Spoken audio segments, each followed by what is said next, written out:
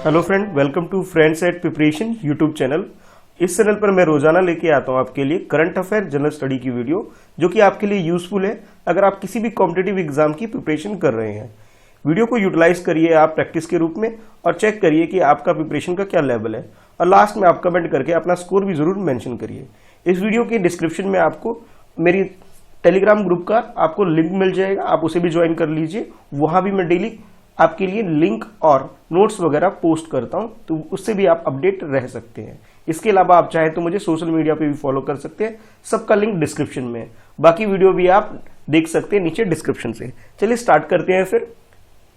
इस क्वेश्चन में आपसे जो पूछा जा रहा है वो कुछ इस तरह से है, which of the following are main reason responsible for occurrence of landslide. It means ये जो क्वेश्चन आपसे पूछा जा रहा है, इसके अंदर लैंडस्लाइड के बारे में पूछा जा रहा है कि मेन रीजन क्या है कि लैंडस्लाइड के आने का। यानी कि आपको आइडेंटिफाइंग करना है कि मेन रीजन क्या है, क्या चीज ऐसी होती है जो कि रिस्पॉन्सिबल होती है लैंडस्लाइड के लिए। तो आपके पास ये फर्स्ट स्टेटमेंट है, यानी कि आप ये बोल सकते हो ये फर्स्ट रीजन है। उसके बाद ये सेकंड स्टेटमेंट है आपके पास, और ये थर्ड स्टेटमेंट है। यानी कि ये तीन रीजन है, और आपको ये आइडेंटिफाई करना है कि भी करेक्ट रीजन कौन सा है। यानी कि आप ये बोल सकते हो करेक्ट आंसर आपको चूज करना है जो ये कोड गिवन है आपके पास ऑप्शन ए के अकॉर्डिंग आपसे। चलिए पहले एक बार स्टेटमेंट देख लेते हैं, फिर ऑप्शन की बात करते हैं। तो स्टेटमेंट फर्स्ट में आपसे बोला जा रहा है construction and development activity in the region. यानी कि किसी भी रीजन में अगर बहुत ज्यादा कंस्ट्रक्शन वर्क होगा तो कंस्ट्रक्शन वर्क के ज्यादा होने की वजह से तो ये जो लैंडस्लाइड की प्रॉब्लम हो सकती है। सेकेंड स्टेटमेंट में आपसे बोला जा रहा है शिफ्टिंग कल्टीवेशन, यानी कि कल्टीवेशन जो है, यानी फसलों को अगर जो खेती वगैरह होती है अगर उसे शिफ्ट कर करके किया जाता है तो इसकी वजह भी एक हो सकती है। थर्ड आपसे बोला जा रहा है कैरेक्टरिस्टिक्स ऑफ द मटीरियल, यानी कि जो मटीरियल है लैंड का, यानी कि जो लैंड है या मिट्टी है वहां की, यानी जमीन है वहां की, वहां के गुण कैसे हैं, उसके कैरेक्टरिस्टिक्स कैसे हैं, वो डिसाइड करता है कि लैंडस्लाइड होने की वजह है। ठीक है, तो ये तीन रीजन है आपके पास। अब आपको चूज करना है करेक्ट रीजन क्या है जो कि रिस्पॉन्सिबल है लैंडस्लाइड की वजह से। लैंडस्लाइड जिसे आप हिंदी में समझ सकते हैं भूस्खलन। ठीक है, चलिए ऑप्शन ए के according first and second statement correct है, ऑप्शन बी के according first and third statement correct है, और ऑप्शन सी के according second and third statement correct है, और ऑप्शन डी के according first second and third, ये तीनों ही स्टेटमेंट करेक्ट है। तो करेक्ट स्टेटमेंट आपके अकॉर्डिंग क्या है, चलिए क्वेश्चन को अटेम्प्ट करिए। तो इस क्वेश्चन का जो करेक्ट आंसर है वो है आपके लिए डी।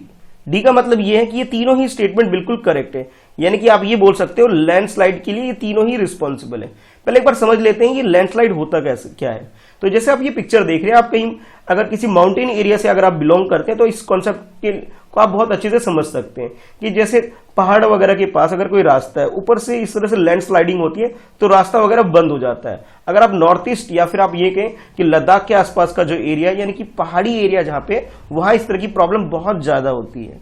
ठीक है, अब ये समझते हैं लैंडस्लाइड होता क्या है। तो आप ये बोल सकते हो landslide is defined as movement of mass of rock debris and और अर्थ डाउन ऑफ स्लोप। यानी कि आप ये कह सकते हो कि भी किसी एक एरिया में, एक रीजन में, पर्टिकुलर एक रीजन में जब मिट्टी या फिर रॉक वगैरह उसकी जो मूवमेंट होती है, ठीक है, उसकी जो मास मूवमेंट होती है, बहुत ज्यादा जब मूवमेंट होती है उसको आप लैंडस्लाइड के रूप में डिफाइन कर सकते हो। जैसे कि आप यहां पे भी देख रहे हैं कि भी ये जो रॉक वगैरह, ये जो माउंटेन के आसपास का एरिया है और वहां ये बहुत ज्यादा जब मूवमेंट हो रही है, इसे आप लैंडस्लाइड बोल सकते हो। और इसके पीछे जो मेन रीजन होता है जिसकी वजह से ये चीजें होती है, उसके तीन रीजन होते हैं। फर्स्ट है आपके पास जियोलॉजी, सेकंड है आपके पास मॉर्फोलॉजी, और थर्ड है ह्यूमन एक्टिविटी। ये तीन मेजर फैक्टर है जिसकी वजह से लैंडस्लाइड होती है। जियोलॉजी का मतलब ये है कि जो भी मटेरियल है यहाँ पे, ठीक है, जिस एरिया में लैंडस्लाइड यानी जिस रीजन में लैंडस्लाइड हो रहा है उसका रीजन में मटेरियल कैसा है, यानी कि रेत वगैरह है, मिट्टी है, पत्थर है, कैसा फॉर्मेशन है उस लैंड का, उसकी वजह से ये एक लैंडस्लाइड होने की वजह हो सकती है। सेकंड आपसे बोला जा रहा है कि मॉर्फोलॉजी का मतलब ये है कि स्ट्रक्चर ऑफ लैंड, कि लैंड की बनावट कैसी है, बिल्कुल सपाट है या फिर उबड़ खाबड़ है, या किस तरह का स्ट्रक्चर है उसका, तो स्ट्रक्चर डिसाइड करता है लैंडस्लाइड कैसा है। और लास्ट में जो ह्यूमन फैक्टर है, यानी कि आप ये बोल सकते हो ह्यूमन एक्टिविटी। अगर हम लोग बहुत ज्यादा कंस्ट्रक्शन वर्क करेंगे, बहुत ज्यादा पेड़ वगैरह काटेंगे, बहुत ज्यादा हम लोग मिट्टी वगैरह को खुदाई करेंगे, तो ये एक रीजन बन जाएगा लैंडस्लाइड होने की। ठीक है, तो ये तीनों ही रीजन जो है बिल्कुल करेक्ट है, इसलिए आपका करेक्ट आंसर डी हो गया। नेक्स्ट क्वेश्चन में आपसे पूछा जा रहा है with reference to Pulikali which of the following are correct. ये पुलिकल्ली टर्म क्या है इसके बारे में आपको बताना है और फिर ये चूज करना है कि करेक्ट स्टेटमेंट कौन सा है और उसके अकॉर्डिंग आपको आंसर बताना है। तो फर्स्ट स्टेटमेंट आपके पास ये है और सेकंड स्टेटमेंट ये है। According to first statement, Pulikali is a recreational folk art from the state of Kerala, यानी कि जो पुलिकल्ली की बात करें ये केरला का एक रिक्रिएशनल फोक आर्ट है। ये स्टेटमेंट 1 में आपसे बोला जा रहा है। सेकंड स्टेटमेंट में आपसे बोला जा रहा है it is perform on the occasion of new year in Kerala, यानी कि केरला के अंदर जब नया साल आता है तब ये पलिकुल्ली को परफॉर्म किया जाता है। तो ये सेकंड स्टेटमेंट में ना, फर्स्ट स्टेटमेंट में बोला जा रहा है ये एक रिक्रिएशनल फोक आर्ट है, यानी कि आप ये कह सकते हो लोग इसे मनोरंजन के लिए इस लोक आर्ट को यूज करते हैं। तो दो स्टेटमेंट है, आपको बताना है करेक्ट स्टेटमेंट क्या है। ऑप्शन ए के अकॉर्डिंग फर्स्ट स्टेटमेंट करेक्ट है, ऑप्शन बी के अकॉर्डिंग सेकंड स्टेटमेंट करेक्ट है, ऑप्शन सी के अकॉर्डिंग बोथ 1 और 2, यानी कि दोनों ही स्टेटमेंट करेक्ट है, और ऑप्शन डी के according neither 1 nor 2, it means ये दोनों ही स्टेटमेंट गलत है। तो करेक्ट स्टेटमेंट क्या है ये आपको बताना है। चलिए क्वेश्चन को अटेम्प्ट कर लीजिए। तो इस क्वेश्चन का जो करेक्ट आंसर है वो है आपका ऑप्शन ए। ए का मतलब ये है कि जो फर्स्ट स्टेटमेंट है ये बिल्कुल करेक्ट है, यानी कि ये जो फोक आर्ट है आप ये बोल सकते हो केरला से बिलोंग करते हैं और जिसका नाम है पुलिकल्ली। पुलिकल्ली ये केरला का एक फोक आर्ट है, यानी कि ये लोग अपने मनोरंजन के लिए, रिक्रिएशनल एक्टिविटी के लिए ये फोक आर्ट परफॉर्म करते हैं, जो कि आप पिक्चर में यहां देख सकते हैं कि लोगों ने अपने चेहरे को टाइगर का जो मांस है उसे लगाया हुआ है और पूरी बॉडी को भी पेंट किया हुआ है टाइगर के शेप में। तो आप ये देख सकते हैं, और इसे जो सेलिब्रेट किया जाता है ये न्यू ईयर में सेलिब्रेट नहीं किया जाता है, इसलिए ये सेकंड स्टेटमेंट हमारा गलत है। तो सेलिब्रेट कब किया जाता है इसके बारे में जान लेते हैं। ये 4th day of Onam, Onam festival जो कि केरला में काफी फेमस है, उनका ये ट्रेडिशनल फेस्टिवल है। इस फेस्टिवल में जो 4th डे होता है, 4th डे को ये सेलिब्रेट होता है पुलिकल्ली। अच्छा, पुलिकल्ली का मतलब यहाँ पे ये है, जो पुली वर्ड है, पुली वर्ड इसे मलयालम में बोला जाता है लेपर्ड या फिर टाइगर आप बोल सकते हो। अगर पली की बात करें, कली की बात करें, पुली कल्ली, तो कल्ली का मतलब यहाँ पे कली का मतलब होता है प्ले इन मलयालम, यानी कि आप ये बोल सकते हो एक तरह से खेल है, ये टाइगर से रिलेटेड उनका एक खेल है जिसमें वो लोग अपने बॉडी को पेंट करते हैं, साथ के साथ मास्क वगैरह लगाते हैं और इंजॉय करते हैं। और ये जो प्ले है, यानी कि ये जो ड्रामा टाइप का कह सकते हो, प्ले कह सकते हो, मनोरंजन एक्टिविटी आप इसे बोल सकते हो, इसे एक तरह से रोल प्ले किया जाता है किस तरह से हंटर और टाइगर के बीच में एक्टिविटी होती है, और इसे सेलिब्रेट किया जाता है ओणम के 4th डे पर। तो करेक्ट आंसर आपका ऑप्शन ए हो गया, यानी कि फर्स्ट स्टेटमेंट करेक्ट है, सेकंड स्टेटमेंट गलत है। न्यू ईयर में सेलिब्रेट ना होकर ये ओणम के 4th डे में सेलिब्रेट होता है। चलिए देखते हैं नेक्स्ट क्वेश्चन। नेक्स्ट क्वेश्चन में आपसे पूछा जा रहा है विद रेफरेंस टू प्रधानमंत्री राष्ट्रीय बाल पुरस्कार which of the following are correct, यानी कि आपको बताना है कि प्रधानमंत्री राष्ट्रीय बाल पुरस्कार जो दिया जाता है हमारी कंट्री के अंदर, उसके रिगार्डिंग में आपके पास ये दो स्टेटमेंट है, ये फर्स्ट स्टेटमेंट है और ये सेकंड स्टेटमेंट है। आपको बताना है कि भी करेक्ट स्टेटमेंट कौन सा है, ठीक है। तो आपको ये चूज करना है करेक्ट आंसर इन 4 ऑप्शन के अंदर। तो फर्स्ट स्टेटमेंट के according it was formerly known as the national child award for exceptional achievement, यानी कि जो पहले इसका जो नाम था इस पुरस्कार का, जिसे अभी आज के टाइम पे प्रधानमंत्री राष्ट्रीय बाल पुरस्कार बोला जा रहा है, पहले इसे national child award for exceptional achievement के लिए दिया जाता था, ठीक है। यानी कि आप ये बोल सकते हो कि इसका नाम चेंज कर दिया गया है according to first statement. Second statement में आपसे बोला जा रहा है it is India's highest civilian honour bestowed upon exceptional achiever under the age of 15, यानी कि 15 साल से जो कम उम्र के जो बच्चे हैं उसको ये अवार्ड जो दिया जाता है हमारी कंट्री में, ये हाईएस्ट ऑनर है इंडिया के अंदर, ठीक है। ये बोला जा रहा है आपका सेकंड स्टेटमेंट में। अब आपको ये बताना है कि करेक्ट आंसर क्या है। ऑप्शन ए के अकॉर्डिंग फर्स्ट स्टेटमेंट करेक्ट है, ऑप्शन बी के अकॉर्डिंग सेकंड स्टेटमेंट करेक्ट है, और ऑप्शन सी के अकॉर्डिंग बोथ 1 और 2 दोनों ही स्टेटमेंट करेक्ट है, और ऑप्शन डी के according neither 1 nor 2, it means ये दोनों ही स्टेटमेंट क्या है, गलत है। तो करेक्ट आंसर क्या है, प्रधानमंत्री राष्ट्रीय बाल पुरस्कार के बारे में। चलिए क्वेश्चन को अटेम्प्ट कर लीजिए। तो इस क्वेश्चन का जो करेक्ट आंसर है, करेक्ट आंसर इसका ऑप्शन ए है, यानी कि जो फर्स्ट स्टेटमेंट है ये बिल्कुल करेक्ट है। यानी कि आप ये बोल सकते हो कि प्रधानमंत्री राष्ट्रीय बाल पुरस्कार, जिसका पुराना नाम आप बोल सकते हो national child award for exceptional achievement, इसका पुराना नाम था। ये बात बिल्कुल सही है, यानी कि करेक्ट है। अब बात करते हैं सेकंड स्टेटमेंट की, जिसके अंदर ये बोला गया था कि भी ये जो अवार्ड दिया जाता है 15 ईयर से जो कम उम्र के जो बच्चे होते हैं, ठीक है, उनको ये अवार्ड दिया जाता है और ये हाईएस्ट सिविलियन अवार्ड है अंडर 15। ये जो स्टेटमेंट आपको सेकंड दिया था ये गलत है, बल्कि सही स्टेटमेंट ये है कि इंडिया हाईएस्ट सिविलियन ऑनर की अगर हम बात करें तो ये लेस देन 18 ईयर तक के लिए दिया जाता है, ठीक है, यानी कि 15 साल तक के कम उम्र के लिए बच्चों के लिए नहीं है ये, बल्कि ये कह सकते हो आप ये 18 ईयर से जो कम उम्र के बच्चे उनको जो ये अवार्ड जो दिया जाता है ये हाईएस्ट सिविलियन अवार्ड है। और इसे जो दिया जाता है जब हमारी कंट्री में रिपब्लिक डे सेलिब्रेट होता है तो उस वीक में इसे दिया जाता है। देने वाले हैं हमारे कंट्री के जो प्रेसिडेंट होते हैं, जैसे आज के टाइम पे कोविंद जी हैं, रामनाथ कोविंद जो हमारे प्रेसिडेंट है वो देते हैं आज के टाइम पर में, ठीक है। तो जो भी प्रेसिडेंट होंगे कंट्री में वो प्रेसिडेंट इस अवार्ड को देते हैं, ठीक है। और इस पुरस्कार को दिया जाता है वो दो कैटेगरी के अंदर दिया जाता है। फर्स्ट कैटेगरी होती है बाल शक्ति पुरस्कार और दूसरी कैटेगरी होती है बाल कल्याण पुरस्कार। दो कैटेगरी के अंदर इसे दिया जाता है, हर साल दिया जाता है। और ये जो दिया जाता है रिपब्लिक डे के वीक वाले दिन, यानी कि आप ये बोल सकते हो जब भी हमारी कंट्री में 26 जनवरी आता है तो 26 जनवरी के 7 दिन के आसपास में ही, यानी कि उस वीक में ही, उस सप्ताह में इस अवार्ड को बच्चों को दिया जाता है। और ये देने वाले जो होते हैं वो हमारी कंट्री के प्रेसिडेंट होते हैं। तो करेक्ट आंसर जो हो गया आपका ऑप्शन ए हो गया। अब आपके लिए छोटा सा क्वेश्चन ये है कि आपको ये बताना है कि भी 18 ईयर से जो ज्यादा उम्र के जो लोग होते हैं उनके लिए हमारी कंट्री में हाईएस्ट ऑनर क्या है, ये आपको बताना है। बहुत इजी क्वेश्चन है, आप लोग आंसर कर सकते हैं, नीचे कमेंट बॉक्स में जरूर आंसर करिए। नेक्स्ट क्वेश्चन में आपसे पूछा जा रहा है विद रेफरेंस टू भविष्य portal consider the following statement, यानी कि भविष्य पोर्टल क्या है इसके बारे में आपको बताना है। ये है आपके पास स्टेटमेंट 1 और ये है आपके पास स्टेटमेंट 2। फर्स्ट स्टेटमेंट के according it is being implemented bye the ministry of electronic and information technology, यानी कि ये जो भविष्य पोर्टल है इसको जो मेंटेन करने का जो काम करती है वो करती है हमारी कंट्री के अंदर ministry of electronic and information technology. अच्छा, दूसरा जो स्टेटमेंट है उसमें आपसे बोला जा रहा है this portal will help to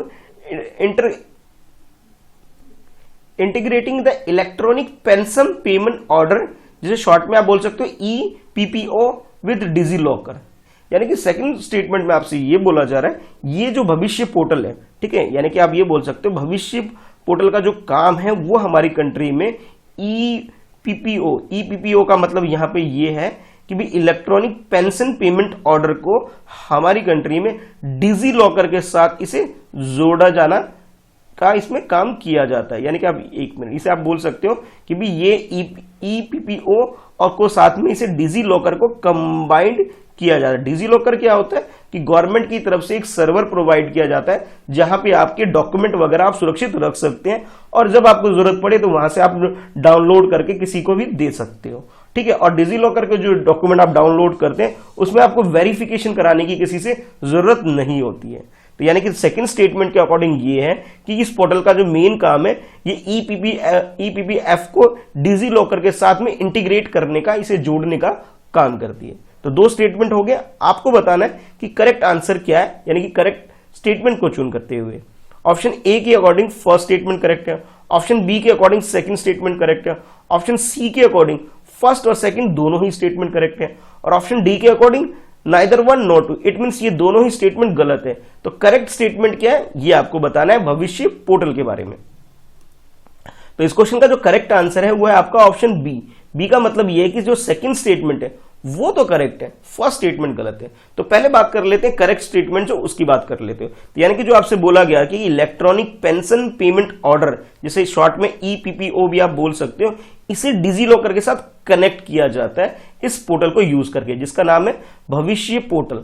यानी कि जो सेकंड स्टेटमेंट है ये तो आपका बिल्कुल करेक्ट है। अब बात करते हैं फर्स्ट स्टेटमेंट की। तो फर्स्ट स्टेटमेंट में ये है कि आपसे ये बोला गया था ये जो पोर्टल है इसे जो मेंटेन करने का जो काम करती है वो करती है ministry of electronic and information technology. ये बात बिल्कुल गलत है, इसे ministry of electronic information technology इसे मेंटेन ना करके इसे करती है, इसे ministry of personnel public grievance and pension की जो मिनिस्ट्री है वो इसे काम करती है। यानी कि हमारी कंट्री में जितने भी लोग गवर्नमेंट जॉब में होते हैं, जब वो रिटायर होते हैं तो उन्हें पेंशन किस तरह से प्रोवाइड की जाएगी उसके रिगार्डिंग में ये एक फैसिलिटी है जिसमें उनके जो रिटायरमेंट के जो भी बाद जो पेंशन आनी है उसके रिलेटेड डॉक्यूमेंट आज ई पोर्टल जनरेट किया गया हमारे कंट्री के अंदर, जिसमें क्या होता है कि उनके डिजी लॉकर को और उनके अकाउंट को एक साथ जोड़ दिया जाता है विद हेल्प ऑफ भविष्य पोर्टल के साथ। ठीक है, और इस काम को करने वाले जो इंस्टीट्यूशन है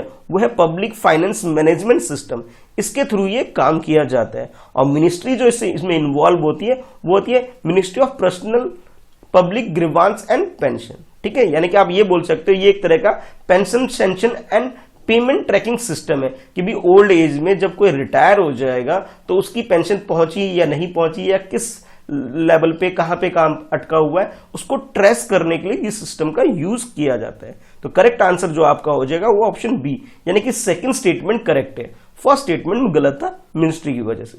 ठीक है, चलिए देखते हैं नेक्स्ट क्वेश्चन। नेक्स्ट क्वेश्चन में आपसे पूछा जा रहा है with reference to export preparedness index 2020, यानी कि अभी इस ईयर का एक्सपोर्ट प्रिपेयर्डनेस इंडेक्स के बारे में आपसे क्वेश्चन पूछा जा रहा है और आपसे बोला जा रहा है कि भी करेक्ट स्टेटमेंट क्या है ये आपने बताना है। ये है आपके पास फर्स्ट स्टेटमेंट, ये है आपके पास second statement. According to first statement it is released by the World Economic Forum, यानी कि एक्सपोर्ट प्रिपेयर्डनेस इंडेक्स जो पब्लिश करती है वो करती है वर्ल्ड इकोनॉमिक फोरम।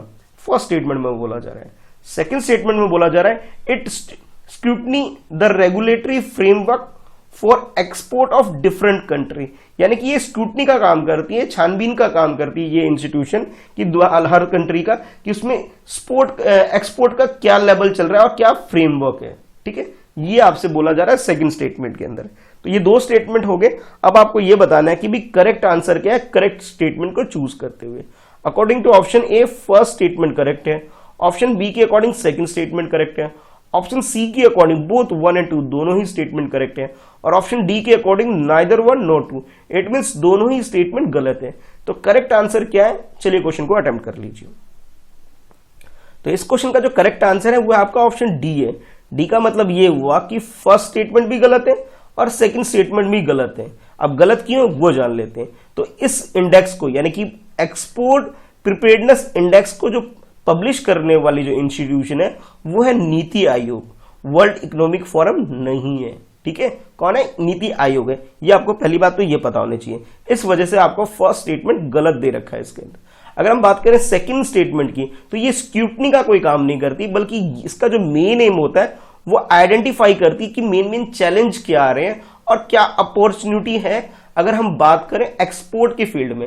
यानी कि आप ये बोल सकते हो हमारी कंट्री के अंदर अलग अलग जो स्टेट्स हैं, पूरे स्टेट के अंदर या नेशनल लेवल पर हम किस तरह से एक्सपोर्ट को इंक्रीज कर पाए, अपने एक्सपोर्ट को बढ़ाने के लिए ये जो इंस्टीट्यूशन है यानी कि नीति आयोग ये चेक करती है इस इंडेक्स के माध्यम से कि किस तरह से हम अपॉर्चुनिटी क्रिएट कर सकें जिससे कि हमारा जो एक्सपोर्ट है उसे इंक्रीज किया जा सके। और साथ के साथ ये भी देखा जाता है कि किस तरह के चैलेंजेस फेस किया जा रहा है और जिसे रिमूव कर करके पूरी कंट्री एक्सपोर्ट को इंक्रीज कर सकती है। और साथ के साथ इसमें जितने भी स्टेट है उन सबकी एक रैंकिंग तैयार की जाती है।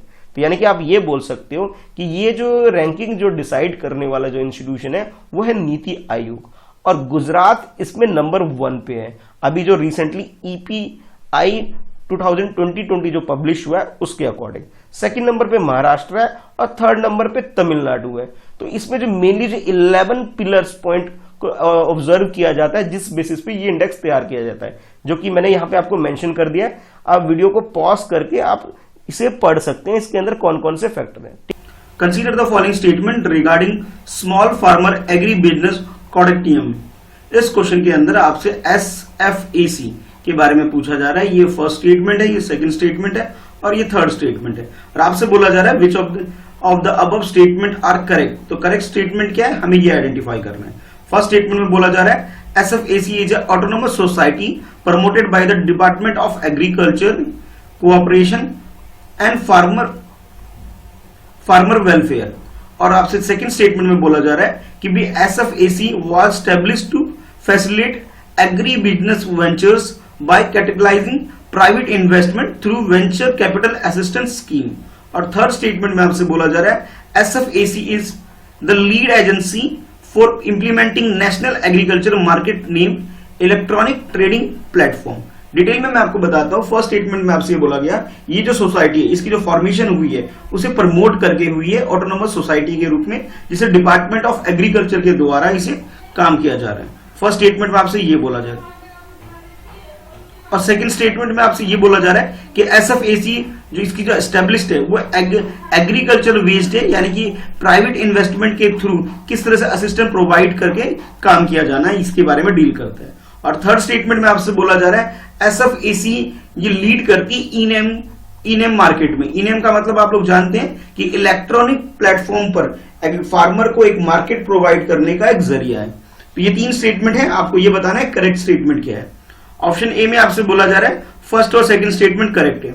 बी में आपसे बोला जा रहा है फर्स्ट और थर्ड स्टेटमेंट करेक्ट है। सी में आपसे बोला जा रहा है second and third statement correct है। और डी में आपसे बोला जा रहा है ऑल थ्री स्टेटमेंट 1 2 3 तीनों ही स्टेटमेंट करेक्ट है। तो करेक्ट स्टेटमेंट क्या है ये आपको बताना है। तो चलिए इस क्वेश्चन को अटेम्प्ट करिए। इस क्वेश्चन का जो करेक्ट आंसर है, करेक्ट आंसर इसका डी है। डी का मतलब ये हुआ ये तीनों ही स्टेटमेंट करेक्ट है। अगर हम बात करें इस small farmer agri business coordination की, तो ये एक सोसाइटी के रूप में हमारी कंट्री में इसे स्टैब्लिश किया गया था, जनवरी 1994 के अंदर किया गया था। और इसे जो स्टैब्लिश किया गया था उसे प्राइवेट इन्वेस्टमेंट के through venture capital assistant scheme के तहत इसे स्टैब्लिश किया गया था। ठीक है, ये थोड़ा बेसिक चीज है जिसके बारे में आपको पता होना चाहिए। और ये जो बाद में इसे प्रमोट किया गया था डिपार्टमेंट ऑफ एग्रीकल्चर ने, जो कि ministry of agriculture farmer welfare के अंदर आती है। और इसका जो रजिस्ट्रेशन होता है, रजिस्ट्रेशन इसका हो जाता है कि सोसाइटी रजिस्ट्रेशन एक्ट 1860 के तहत। और मेन फंक्शन जो इस बॉडी का कह ले, इस इंस्टीट्यूशन का जो मेन काम है, मेन काम ये है कि एग्रीकल्चर फील्ड के अंदर, मार्केट फील्ड के अंदर एक तरह से प्रमोशन और डेवलपमेंट का काम होता है। यानी कि जो डेवलपमेंट हो सके एग्रीकल्चर बिजनेस के अंदर, उस डेवलपमेंट को प्रमोट करने के लिए ये काम करती है। और ये फार्मर की ग्रोथ और फॉर्मेशन में, मार्केट फॉर्मेशन में उसे हेल्प प्रोवाइड करती है। अब ये कह सकते हैं ये कुल मिला के क्या करती है, इनकी क्वालिटी को इंप्रूव करती है और इनकी एबिलिटी को भी इंप्रूव करती है। ठीक है, और हाँ अभी जो रिसेंटली जो ईनेम स्कीम जो लॉन्च हुई है, इसको इंप्लीमेंट करने में भी ये काफी काम कर रही है। यानी कि तीनों ही ऑप्शन जो हमारे तीनों जो स्टेटमेंट करेक्ट हो गए, यानी करेक्ट ऑप्शन हमारा डी हो जाएगा। चलिए देखते हैं नेक्स्ट क्वेश्चन।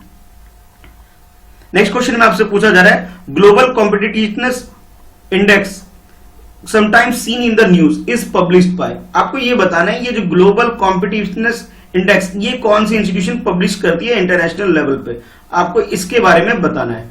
ऑप्शन ए में आपसे बोला जा रहा है वर्ल्ड बैंक करती है। ऑप्शन बी में आपसे बोला जा रहा है वर्ल्ड इकोनॉमिक फोरम करती है। ऑप्शन सी में आपसे बोला जा रहा है वर्ल्ड ट्रेड ऑर्गेनाइजेशन करती है। और ऑप्शन डी में आपसे बोला जा रहा है इंटरनेशनल मॉनेटरी फंड ये काम करती है। तो ये चार इंटरनेशनल इंस्टीट्यूशन है, इनमें से कौन ग्लोबल कॉम्पिटिशनस इंडेक्स पब्लिश करती है आपको ये बताना है। तो इसका जो करेक्ट आंसर है, करेक्ट आंसर इसका बी है। बी का मतलब ये हुआ कि वर्ल्ड इकोनॉमिक फोरम इस काम को करती है। यानी कि आप ये बोल सकते हो इंटरनेशनल लेवल पर कॉम्पिटिशनल इंडेक्स जो पब्लिश करती है वो करती है वर्ल्ड इकोनॉमिक फोरम, जिसके अंदर इंडिया की जो प्लेस, हमारी कंट्री की जो करंट प्लेस है वो 68 है। और हमारी कंट्री ने 78 से जंप करके 68 प्लेस पे आ गया है अभी रिसेंट जो डाटा है। और इसका जो हेडक्वार्टर है इस इंस्टीट्यूशन का वो जनेवा के अंदर है, इसलिए बोला जा रहा है ये जनेवा बेस्ड वर्ल्ड इकोनॉमिक फोरम ये काम करती है। चलिए देखते हैं नेक्स्ट क्वेश्चन। नेक्स्ट क्वेश्चन में आपसे पूछा जा रहा है जेनोबोट्स के बारे में। अभी जेनोबोट क्या होता है इसके रिगार्डिंग में आपके पास कुछ स्टेटमेंट है, इन स्टेटमेंट को ध्यान में रखते हुए आपको आंसर करना है। फर्स्ट स्टेटमेंट ये है, सेकंड स्टेटमेंट ये है। फर्स्ट स्टेटमेंट में आपसे बोला जा रहा है xenobot are the world's first living self healing robot created using stem cell. ये स्टीम सेल को यूज करके एक रोबोट क्रिएट किया गया है वर्ल्ड में, ये बोला जा रहा है ये जेनोबोट के बारे में कि जेनोबोट क्या है कि स्टीम सेल को यूज करके एक रोबोट बनाया गया है और ये वर्ल्ड का फर्स्ट लिविंग रोबोट है। यानी कि वो अपने आप को सेल्फ हीलिंग भी कर लेता है, अपने आप को ठीक भी कर लेता है, इस टाइप का ये रोबोट है। सेकंड स्टेटमेंट में आपसे बोला जा रहा है xenobot could be used to clean the radio active waste, collect microplastic in the ocean and carrying medicine inside of human body. यानी कि जेनोबोट का जो काम है ओशन में जो क्लीनिनेस प्रोग्राम, क्लीनिनेस का जो काम है वो करती है माइक्रोप्लास्टिक एलिमेंट को कलेक्ट करने के।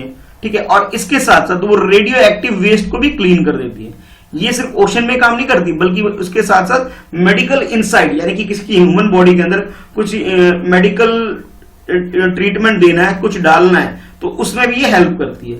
तो ये दो फंक्शन, इसके कुछ फंक्शन आपको बताए गए, दो स्टेटमेंट आपके पास। अब आपको ये बताना है कि इन दोनों स्टेटमेंट में से इनकरेक्ट स्टेटमेंट कौन सा है। ध्यान रहे, इनकरेक्ट पूछा जा रहा है। इनकरेक्ट की मीनिंग होती है कि आपको गलत स्टेटमेंट आइडेंटिफाई करना है।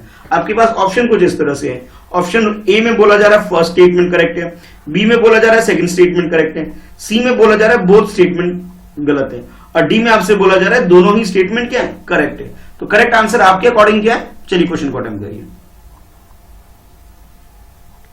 तो इस क्वेश्चन का जो करेक्ट आंसर है, करेक्ट आंसर इसका डी है। डी का मतलब ये हुआ कि दोनों ही स्टेटमेंट क्या है, करेक्ट है। ठीक है, करेक्ट होने की वजह से, यानी कि जैसे आपसे ये बोला गया था कि भी आपको क्या इनकरेक्ट स्टेटमेंट आइडेंटिफाई करना है, तो यानी कि इनकरेक्ट का मतलब ये हुआ कि दोनों स्टेटमेंट जो गलत हो, लेकिन ये दोनों गलत नहीं है, दोनों स्टेटमेंट क्या है, सही है। यानी कि नाइदर वन नॉट टू, यानी कि दोनों में से कोई सा भी स्टेटमेंट हमारा गलत नहीं है, दोनों स्टेटमेंट करेक्ट है। इसलिए मेरा ऑप्शन क्या हो गया, नाइदर वन नॉट टू। अब डिटेल में जान लेते हैं ज़ेनोबोट के बारे में। तो ज़ेनोबोट का जो फॉर्मेशन हुआ था, ये जैसे आपको क्वेश्चन में ही बता दिया गया कि वर्ल्ड की first living self healing robot है। ये बात बिल्कुल करेक्ट है। और ये फ्रॉग सेल को, सेल जो यूज किया, स्टीम सेल यूज किया गया, फ्रॉग से लिया गया है। ठीक है, और ये अफ्रीकन क्लॉड फ्रॉग है, उससे ये इसका फॉर्मेशन हुआ है। और इसका जो मेन फंक्शन है कि ये अपने आप को सेल्फ हीलिंग कैपेसिटी इसके अंदर, जिस वजह से ये काफी सुर्खियां बटोर रहा है, आप ये इस तरह से बोल सकते हो।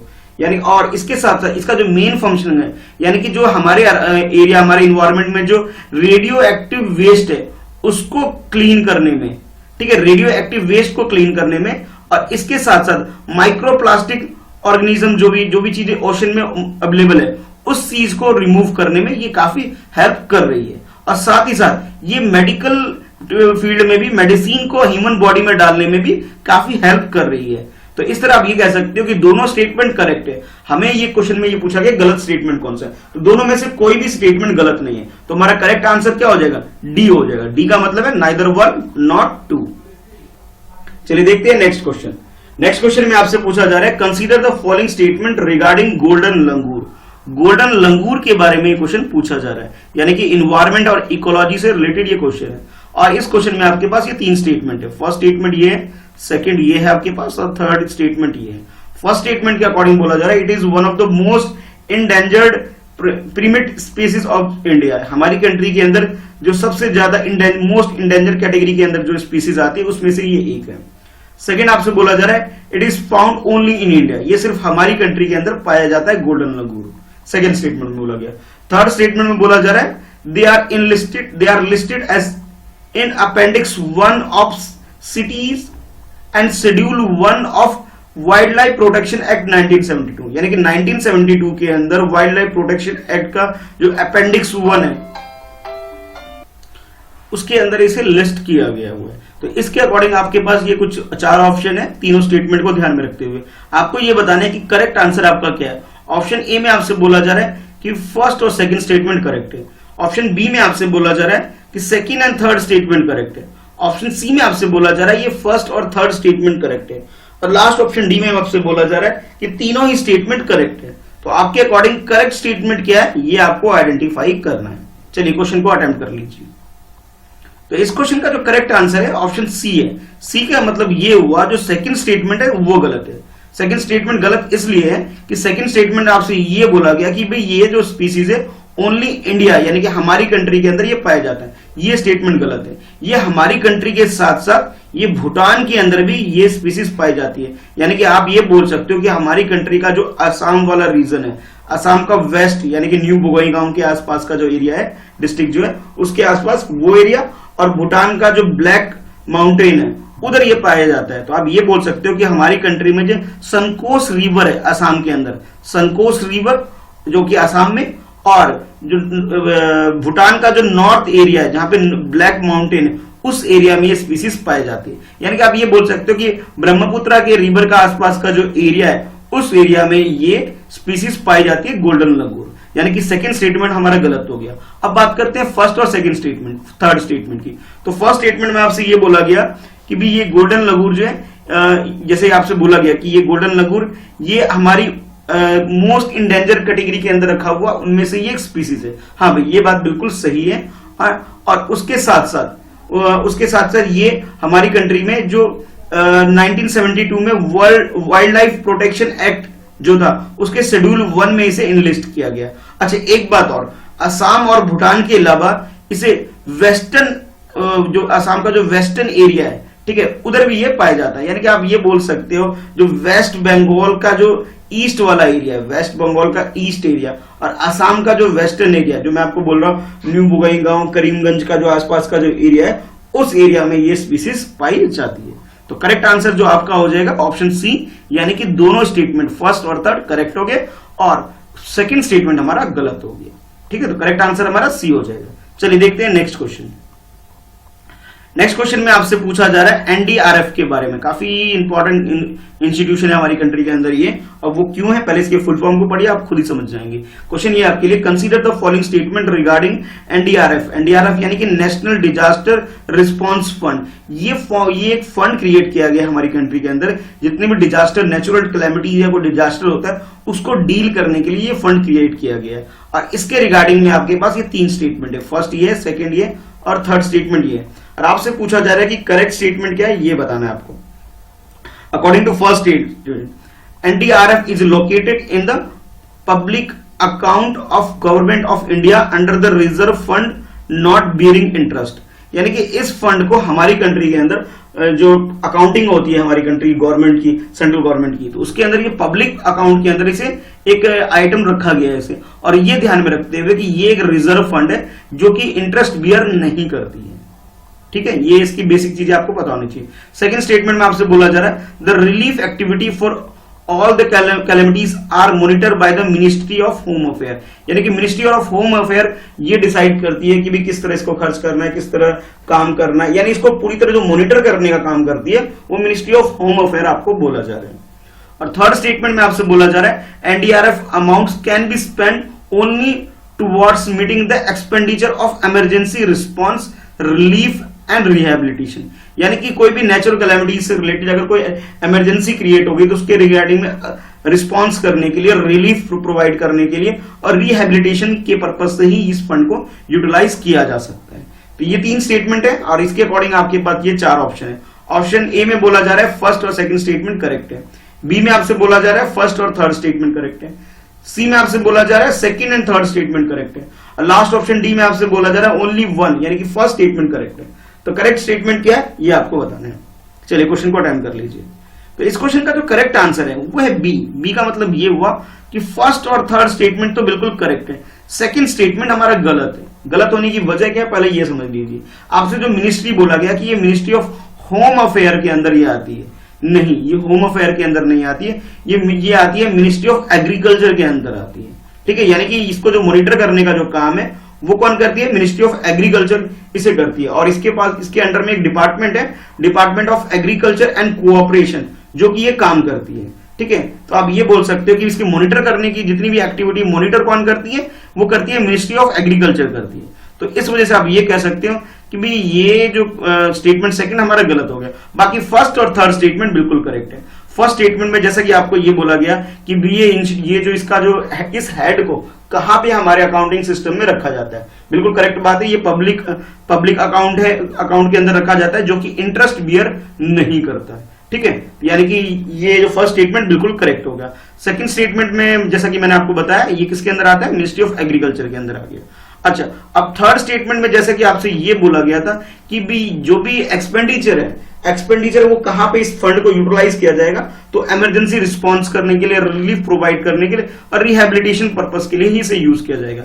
यानी कि जो थर्ड स्टेटमेंट है वो हमारा करेक्ट हो गया। बस तो कुछ चीजें और भी है बेसिक, वो आपको पता होना चाहिए। आपको मालूम ही होगा कि 2005 में, 2004 एंड में और 2005 में, यानी कि 2004 में इसके एंड में जब दिसंबर 26-25 के अराउंड सुनामी आई थी हमारी कंट्री और साउथ एशिया के अंदर। अब काफी डिजास्टर क्रिएट हुआ था और उस वजह से इस ऑर्गेनाइजेशन को आना पड़ा और 2005 में इसे डिजास्टर मैनेजमेंट एक्ट लाया गया हमारी कंट्री के अंदर, और उसके सेक्शन 46 के अंदर, section 46 of disaster management act 2005 के अकॉर्डिंग इसको फॉर्मेशन, इसका एस्टेब्लिशमेंट हमारी कंट्री के अंदर आया।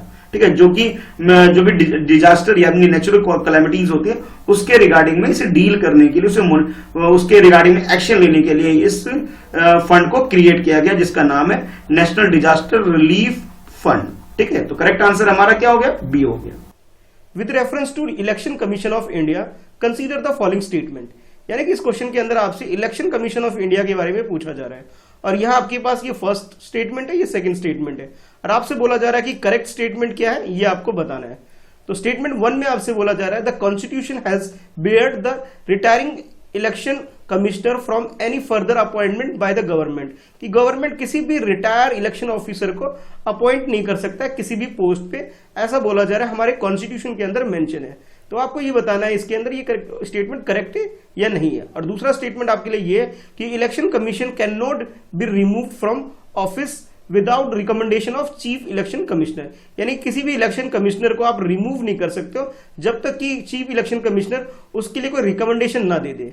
ठीक है, यानी कि आप ये बोल सकते हो जैसे हमारी कंट्री है जिसके कंट्री के अंदर चीफ इलेक्शन ऑफिसर है, ठीक है, और चीफ इलेक्शन ऑफिसर के अंदर दो और एक इलेक्शन ऑफिसर होता है और एक और इलेक्शन ऑफिसर होते हैं, तो इन दोनों इलेक्शन ऑफिसर कह लिए या फिर इलेक्शन कमिश्नर कह लीजिए, एक ही बात है। तो जो भी इलेक्शन कमिश्नर है हमारी कंट्री के अंदर दो, जो कि चीफ इलेक्शन ऑफिसर के अंदर में, इसके अंडर में जो आता है, हाँ, तो यानी कि इन दोनों को, इसे और इसे तब तक रिमूव नहीं कर सकते जब तक इनका जो हेड है ये रिकमेंडेशन ना दे दे, यानी कि बिना रिकमेंडेशन के इनको रिमूव नहीं किया जा सकता, ऐसा आपको बोला जा रहा है इस क्वेश्चन के सेकंड स्टेटमेंट के अंदर। अब आपको ये बताना है कि करेक्ट स्टेटमेंट क्या है। ऑप्शन ए के अकॉर्डिंग फर्स्ट स्टेटमेंट करेक्ट है, ऑप्शन बी के अकॉर्डिंग सेकंड स्टेटमेंट करेक्ट है, ऑप्शन सी के अकॉर्डिंग बोथ 1 and 2 यानी कि दोनों ही स्टेटमेंट करेक्ट है, और ऑप्शन डी के according neither 1 nor 2, it means दोनों ही स्टेटमेंट क्या है, गलत है। चलिए क्वेश्चन को अटेम्प्ट करिए। तो इस क्वेश्चन का जो करेक्ट आंसर है, करेक्ट आंसर इसका बी है, यानी कि जो सेकंड स्टेटमेंट है सिर्फ वो करेक्ट है, फर्स्ट स्टेटमेंट गलत है। जान लेते हैं अब इलेक्शन कमीशन ऑफ इंडिया के बारे में डिटेल में। हमारी कंट्री में इलेक्शन कमीशन ऑफ इंडिया जो है ये एक ऑटोनोमस बॉडी है, जो कि हमारी कंट्री के अंदर, इसे कॉन्स्टिट्यूशन के अंदर भी मेंशन है, और इसे आप ये बोल सकते हो एक तरह से कॉन्स्टिट्यूशनल अथॉरिटी है, और ये इस काम के लिए रिस्पॉन्सिबल है हमारी कंट्री के अंदर कि जितने भी यूनियन या स्टेट के इलेक्शन प्रोसीजर है उन सब कामों को ये इंस्टीट्यूशन कंडक्ट करती है, जिसमें mainly Lok Sabha, Rajya Sabha, state legislative assembly और साथ के साथ प्रेसिडेंट और वाइस प्रेसिडेंट के जो इलेक्शन होते हैं वो कंडक्ट करती है चीफ, यानी कि इलेक्शन कमीशन ऑफ इंडिया इसे कंडक्ट करता है, जिसे आर्टिकल 324 में मेंशन है हमारी कॉन्स्टिट्यूशन के अंदर।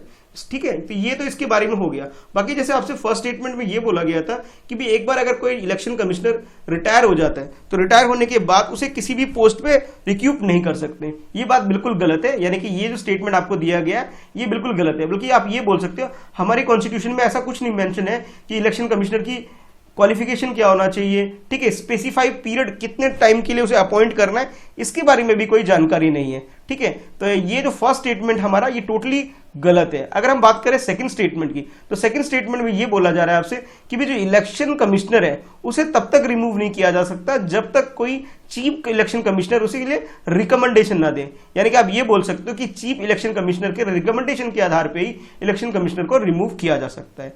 ठीक है, यानी कि जो करेक्ट स्टेटमेंट है आपका सेकंड है, तो ऑप्शन बी जो हो गया आपके लिए ये आंसर हो जाएगा। ठीक है, देखते हैं नेक्स्ट क्वेश्चन। नेक्स्ट क्वेश्चन में आपसे पूछा जा रहा है Irula, Muduga and Kurumba tribes belongs to which of the following state और रीजन, यानी कि ये जो ट्राइब्स आपको गिवन है इरूला, मुंदका और ये कुरुम्बा, ये ट्राइब कौन से स्टेट से बिलोंग करते हैं, हमें ये बताना है इस क्वेश्चन के अंदर।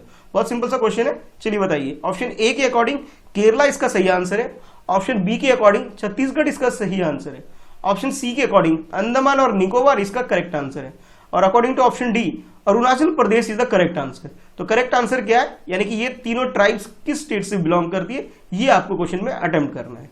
ठीक है, चलिए क्वेश्चन अटेम्प्ट करिए। तो इस क्वेश्चन का जो करेक्ट आंसर है वो है आपका ऑप्शन ए। ए का मतलब ये है कि ये तीनों ही जो ट्राइब्स है ये बिलोंग करती है केरला स्टेट के अंदर, यानी कि हमारी कंट्री के अंदर जो सबसे नीचे, यानी कि वेस्टर्न घाट में सबसे नीचे जो स्टेट आता है केरला, ये केरला से बिलोंग करती है ये तीनों, आप ये कह सकते हो तीनों के तीनों ट्राइब्स। तो जैसे ये फर्स्ट ट्राइब है आपके पास, यानी कि कुरुम्बा ट्राइब। तो कुरुम्बा ट्राइब जो है इसके बारे में थोड़ा जान लेते हैं। तो इस ट्राइब के जो लोग हैं वो मेनली जो काम करते हैं वो मेनली जो काम करते हैं, जो उनका ऑक्यूपेशन है अगर हम बोले तो वो फ्रॉगिंग या फिर शिफ्टिंग कल्टीवेशन इनका मेन काम है इस ट्राइब का। और इस ट्राइब को दूसरे नाम माला पुलायान्स नाम से भी जाना जा सकता है। ये कुछ उसके और भी नाम है इस ट्राइब को दूसरे नाम से जिससे इसे पुकारा जाता है, ठीक है। और मेनली जो ये ट्राइब है ये बास्केट और जो मैट्स है इसके लिए ये बहुत अच्छे स्किल्ड लेबर होते हैं और इस काम को बहुत अच्छे ढंग से करते हैं। अगर हम बात करें इरूला ट्राइब की, तो जिसे इरूलर भी या फिर इरूला या इरूलर ट्राइब भी बोला जाता है, इनका भी ऑक्यूपेशन की अगर हम बात करें तो ये सब एग्रीकल्चर बेस्ड है, यानी कि एग्रीकल्चर खेती का काम करते हैं।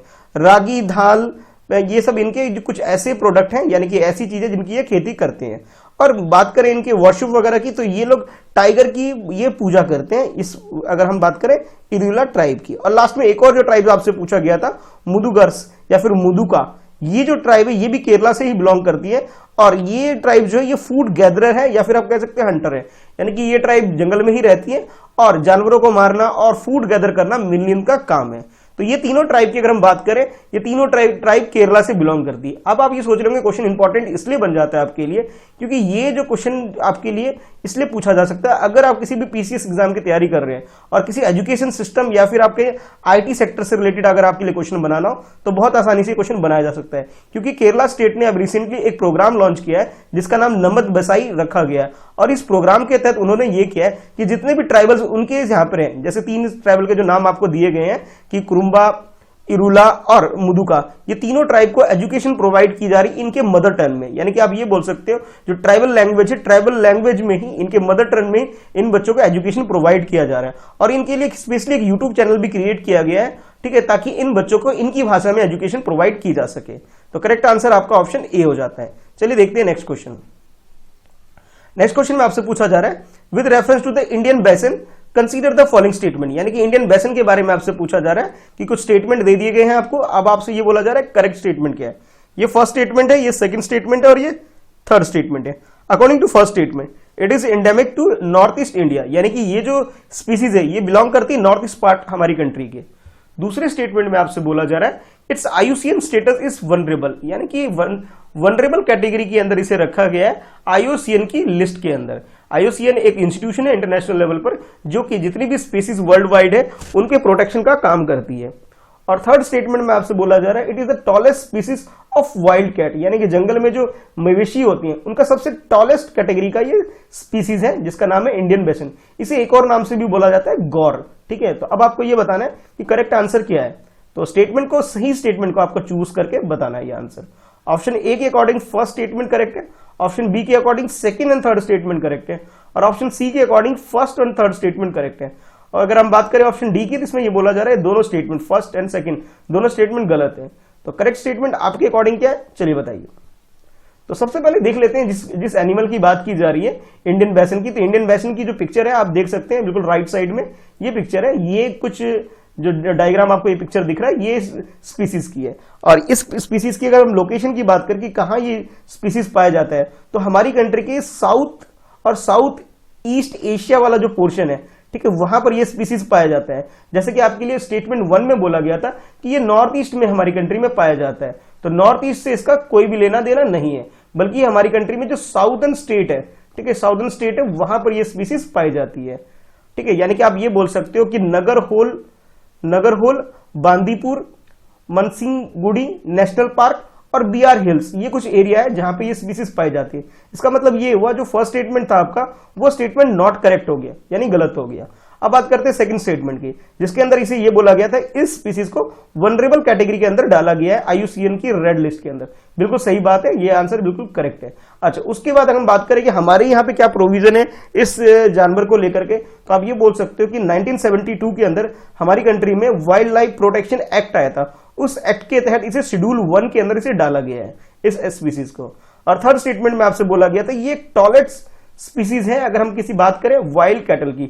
हाँ, ये बात भी बिल्कुल सही है कि इंडिया यानी कि हमारी कंट्री के अंदर ये जो सबसे बड़े जानवर, जो अगर हम मवेशी की कैटेगरी के अंदर इसे रखें, यानी कि आप बोल सकते हो वाइल्ड कैटल की जो कैटेगरी में अगर हम इसे रखें, तो ये सबसे टॉलेस्ट काइंड ऑफ स्पीसीज है। तो करेक्ट आंसर आपका जो हो जाएगा बी, यानी कि second statement and third statement दोनों ही आपका करेक्ट है, ठीक है। चलिए देखते हैं नेक्स्ट क्वेश्चन। नेक्स्ट क्वेश्चन में आपसे बोला जा रहा है with reference to fluoronovide molecule consider the following statement. ये जो टर्म है आपके लिए इस क्वेश्चन के अंदर, जैसे कि आप क्वेश्चन के अंदर देख रहे हैं फ्लेवोनोइड मोलिक्यूल, तो फ्लेवोनोइड मोलिक्यूल के बारे में आपसे बोला जा रहा है कि ये फर्स्ट स्टेटमेंट है, ठीक है, ये और ये सेकंड स्टेटमेंट है। अब आपको ये बताना है कि करेक्ट स्टेटमेंट कौन सा है। According to first statement they can be derived from the plants, यानी कि जो मोलिक्यूल है ये कहां से मिलता है, ये प्लांट से हमें मिलता है, ऐसा बोला जा रहा है फर्स्ट स्टेटमेंट में। सेकंड स्टेटमेंट में बोला जा रहा है they are used in treatment of cancer, यानी कि कैंसर के ट्रीटमेंट के लिए इस प्रोडक्ट, इस मोलिक्यूल को, यानी कि फ्लेवोनोइड मोलिक्यूल को यूज किया जाता है। तो ये दो स्टेटमेंट हो गए आपके पास। अब आपको बताना है करेक्ट आंसर क्या है सही स्टेटमेंट को चूज करके। ऑप्शन ए के अकॉर्डिंग फर्स्ट स्टेटमेंट करेक्ट है, ऑप्शन बी के अकॉर्डिंग सेकंड स्टेटमेंट करेक्ट है, ऑप्शन सी के अकॉर्डिंग बोथ 1 और 2 ये दोनों स्टेटमेंट करेक्ट है, और ऑप्शन डी ये कहता है आपसे कि दोनों स्टेटमेंट गलत है। तो आपके अकॉर्डिंग करेक्ट आंसर क्या है, चलिए क्वेश्चन को अटेम्प्ट करिए। तो इस क्वेश्चन का जो अगर हम करेक्ट आंसर की बात करें तो करेक्ट आंसर आपका ऑप्शन ए है। ऑप्शन ए का मतलब ये हुआ जो फर्स्ट स्टेटमेंट है सिर्फ वो स्टेटमेंट आपका क्या है, ये यहाँ पे करेक्ट है, सेकंड स्टेटमेंट गलत है। जान लेते हैं क्यों। तो सबसे पहले बात कर लेते हैं गलत स्टेटमेंट को। जो ये फ्लेवोनोइड मॉलिक्यूल है ये कैंसर के ट्रीटमेंट के लिए यूज नहीं होता, बल्कि ये ट्यूबरकुलोसिस के ट्रीटमेंट के लिए और चिकनगुनिया जैसी बीमारी के लिए काफी हेल्पफुल है, ठीक है। यानी कि फर्स्ट स्टेटमेंट आपका गलत हो गया। ये चीज, ये जो है, ये एक तरह से आप ये कह सकते हो, ये एक तरह से first synthetic route producing molecule है, आप इस तरह इसको ट्रीट कर सकते हैं। अगर हम बात करें सेकंड स्टेटमेंट की, हाँ ये जो मॉलिक्यूल है ये प्लांट्स वगैरह में हमें पाया जाता है, और जैसा आपको बताया गया कि भी ये ट्यूबरकुलोसिस और चिकनगुनिया के ट्रीटमेंट के लिए काफी यूजफुल है। हमारी कंट्री में जो आयुर्वेदा सिस्टम है उसके अंदर भी इसका जिक्र है, और चाइनीज मेडिसिन के अंदर भी इसे जिक्र है, और इन दोनों ही मेडिसिन के अंदर इस मॉलिक्यूल को यूज किया जाता था स्किन प्रोटेक्शन के लिए, ब्रेन फंक्शनिंग के लिए, ब्लड शुगर कंट्रोल करने के लिए, और ब्लड प्रेशर वगैरह जो कंट्रोल करने जैसी बीमारी से रिलेटेड जो भी बीमारी है उनको डील करने के लिए ये पर्टिकुलर मॉलिक्यूल यूज किया जाता था। यानी कि आप ये बोल सकते हो कि स्टेटमेंट फर्स्ट ये है, यानी कि ऑप्शन ए तो आपका करेक्ट हो गया। सेकंड स्टेटमेंट गलत होने की वजह ये है कि ये कैंसर की ट्रीटमेंट के लिए नहीं, बल्कि ये चिकनगुनिया और ट्यूबरकुलोसिस के लिए यूजफुल है, उनकी ट्रीटमेंट के लिए, ठीक है। चलिए देखते हैं नेक्स्ट क्वेश्चन। तो नेक्स्ट क्वेश्चन में आपसे पूछा जा रहा है with reference to the Harit Path mobile app consider which of the following are correct, यानी कि आपको हरित पथ नाम का जो ये मोबाइल ऐप है इसके बारे में आपको बताना है।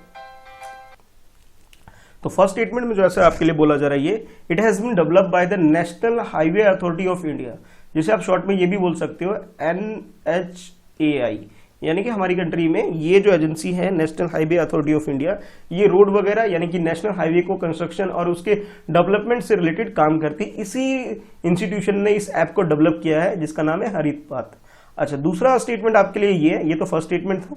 सेकंड स्टेटमेंट में आपसे बोला जा रहा है it aim to monitor species detail over plant along the national highway, यानी कि आप ये बोल सकते हो सपोज ये नेशनल हाईवे है, कोई भी हाईवे आप मान लीजिए, तो हाईवे के दोनों साइड, राइट साइड में भी और लेफ्ट साइड में, दोनों साइड में कि प्लांटेशन किया जाएगा, ठीक है। और जो ये प्लांटेशन जितने भी होंगे उन सबको एक नंबरिंग दी जाएगी और उसे मॉनिटर किया जाएगा कि कोई इसे काट कर ना लेके जाए। यानी कि आप ये कह सकते हो कि जितने भी नेशनल हाईवे हमारी कंट्री के अंदर अब होंगे और हैं, तो उनके अंदर क्या होगा, उनकी जो साइड में प्लांटेशन होगी और प्लांट को मॉनिटर करने के लिए, अच्छे से देखभाल करने के लिए इसे मॉनिटरिंग होगी, और उस मॉनिटरिंग को का जो काम है वो किया जाएगा हरित ऐप के द्वारा, ठीक है। तो ये दो स्टेटमेंट है आपके पास। अब आपको ये बताना है कि करेक्ट ऑप्शन क्या है सही स्टेटमेंट को चूज करके।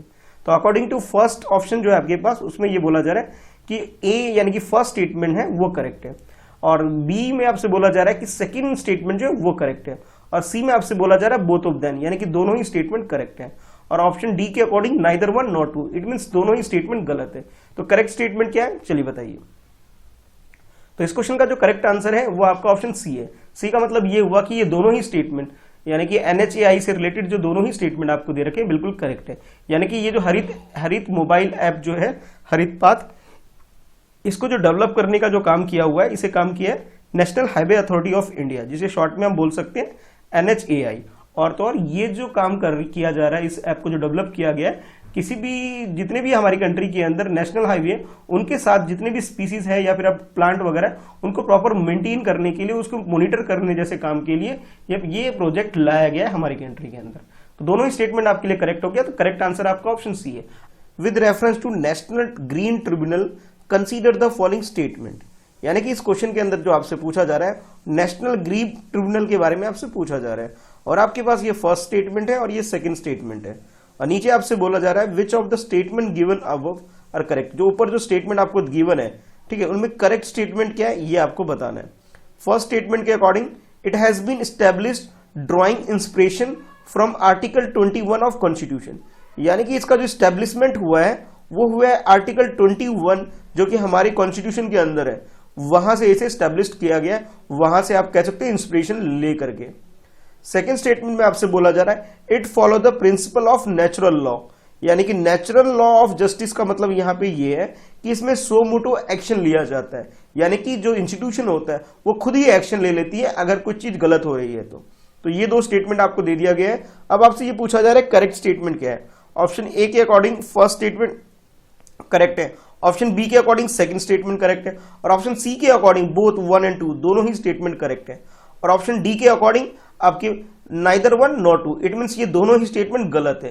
तो करेक्ट स्टेटमेंट आपके अकॉर्डिंग क्या है, चलिए क्वेश्चन को अटेम्प्ट कर लीजिए।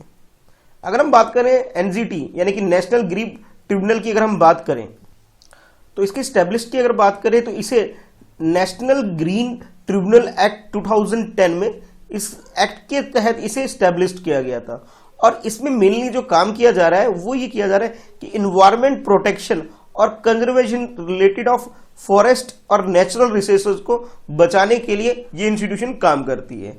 और ये जो इंस्टीट्यूशन एस्टैब्लिश किया गया था इसकी जो इंस्पिरेशन यानी कि आप ये कह सकते हैं कि आइडिया कहां से आया एस्टैब्लिश करने का, तो आर्टिकल 21 जो हमारी कॉन्स्टिट्यूशन के अंदर फंडामेंटल राइट है वहां से ये डिसाइड हुआ कि भी इस तरह का इंस्टीट्यूशन हमारी कंट्री में होनी चाहिए, वहां से ध्यान में लेते हुए आइडिया लेते हुए इस इंस्टीट्यूशन को हमारी कंट्री में स्टैब्लिश किया गया था।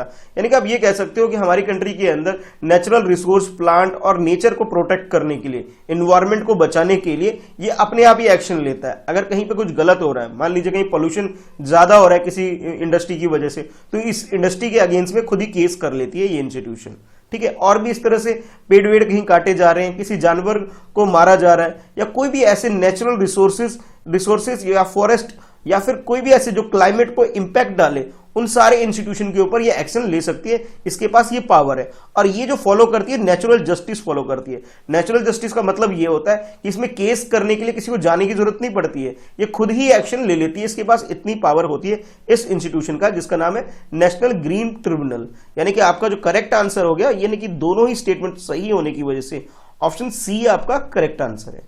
देखते हैं नेक्स्ट क्वेश्चन।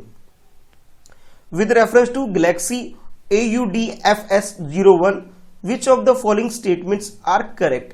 यानी कि आपको करेक्ट स्टेटमेंट आइडेंटिफाई करनी है रिगार्डिंग गैलेक्सी AUDS01 के बारे में, ठीक है। यानी कि जैसे हमारी गैलेक्सी है, मिल्की वे हमारी गैलेक्सी है, उसी तरह और भी दूसरी गैलेक्सी है, इस गैलेक्सी के बारे में आपसे पूछा जा रहा है क्वेश्चन।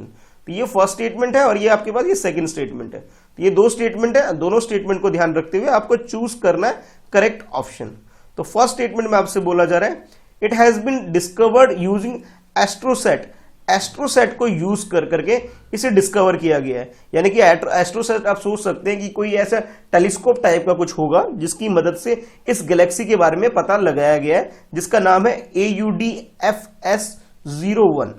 और सेकंड स्टेटमेंट में आपसे बोला जा रहा है the Galaxy is located in Hubble extreme deep field, यानी कि इसकी जो लोकेशन की बात करें, यानी ये जो गैलेक्सी है जिसका नाम AUDFS01 है, इसकी अगर लोकेशन की बात करें तो बोला जा रहा है ये स्पेस के अंदर हबल एक्सट्रीम डीप फील्ड के अंदर इसकी लोकेशन है। तो ये दो स्टेटमेंट आपके पास हो गए।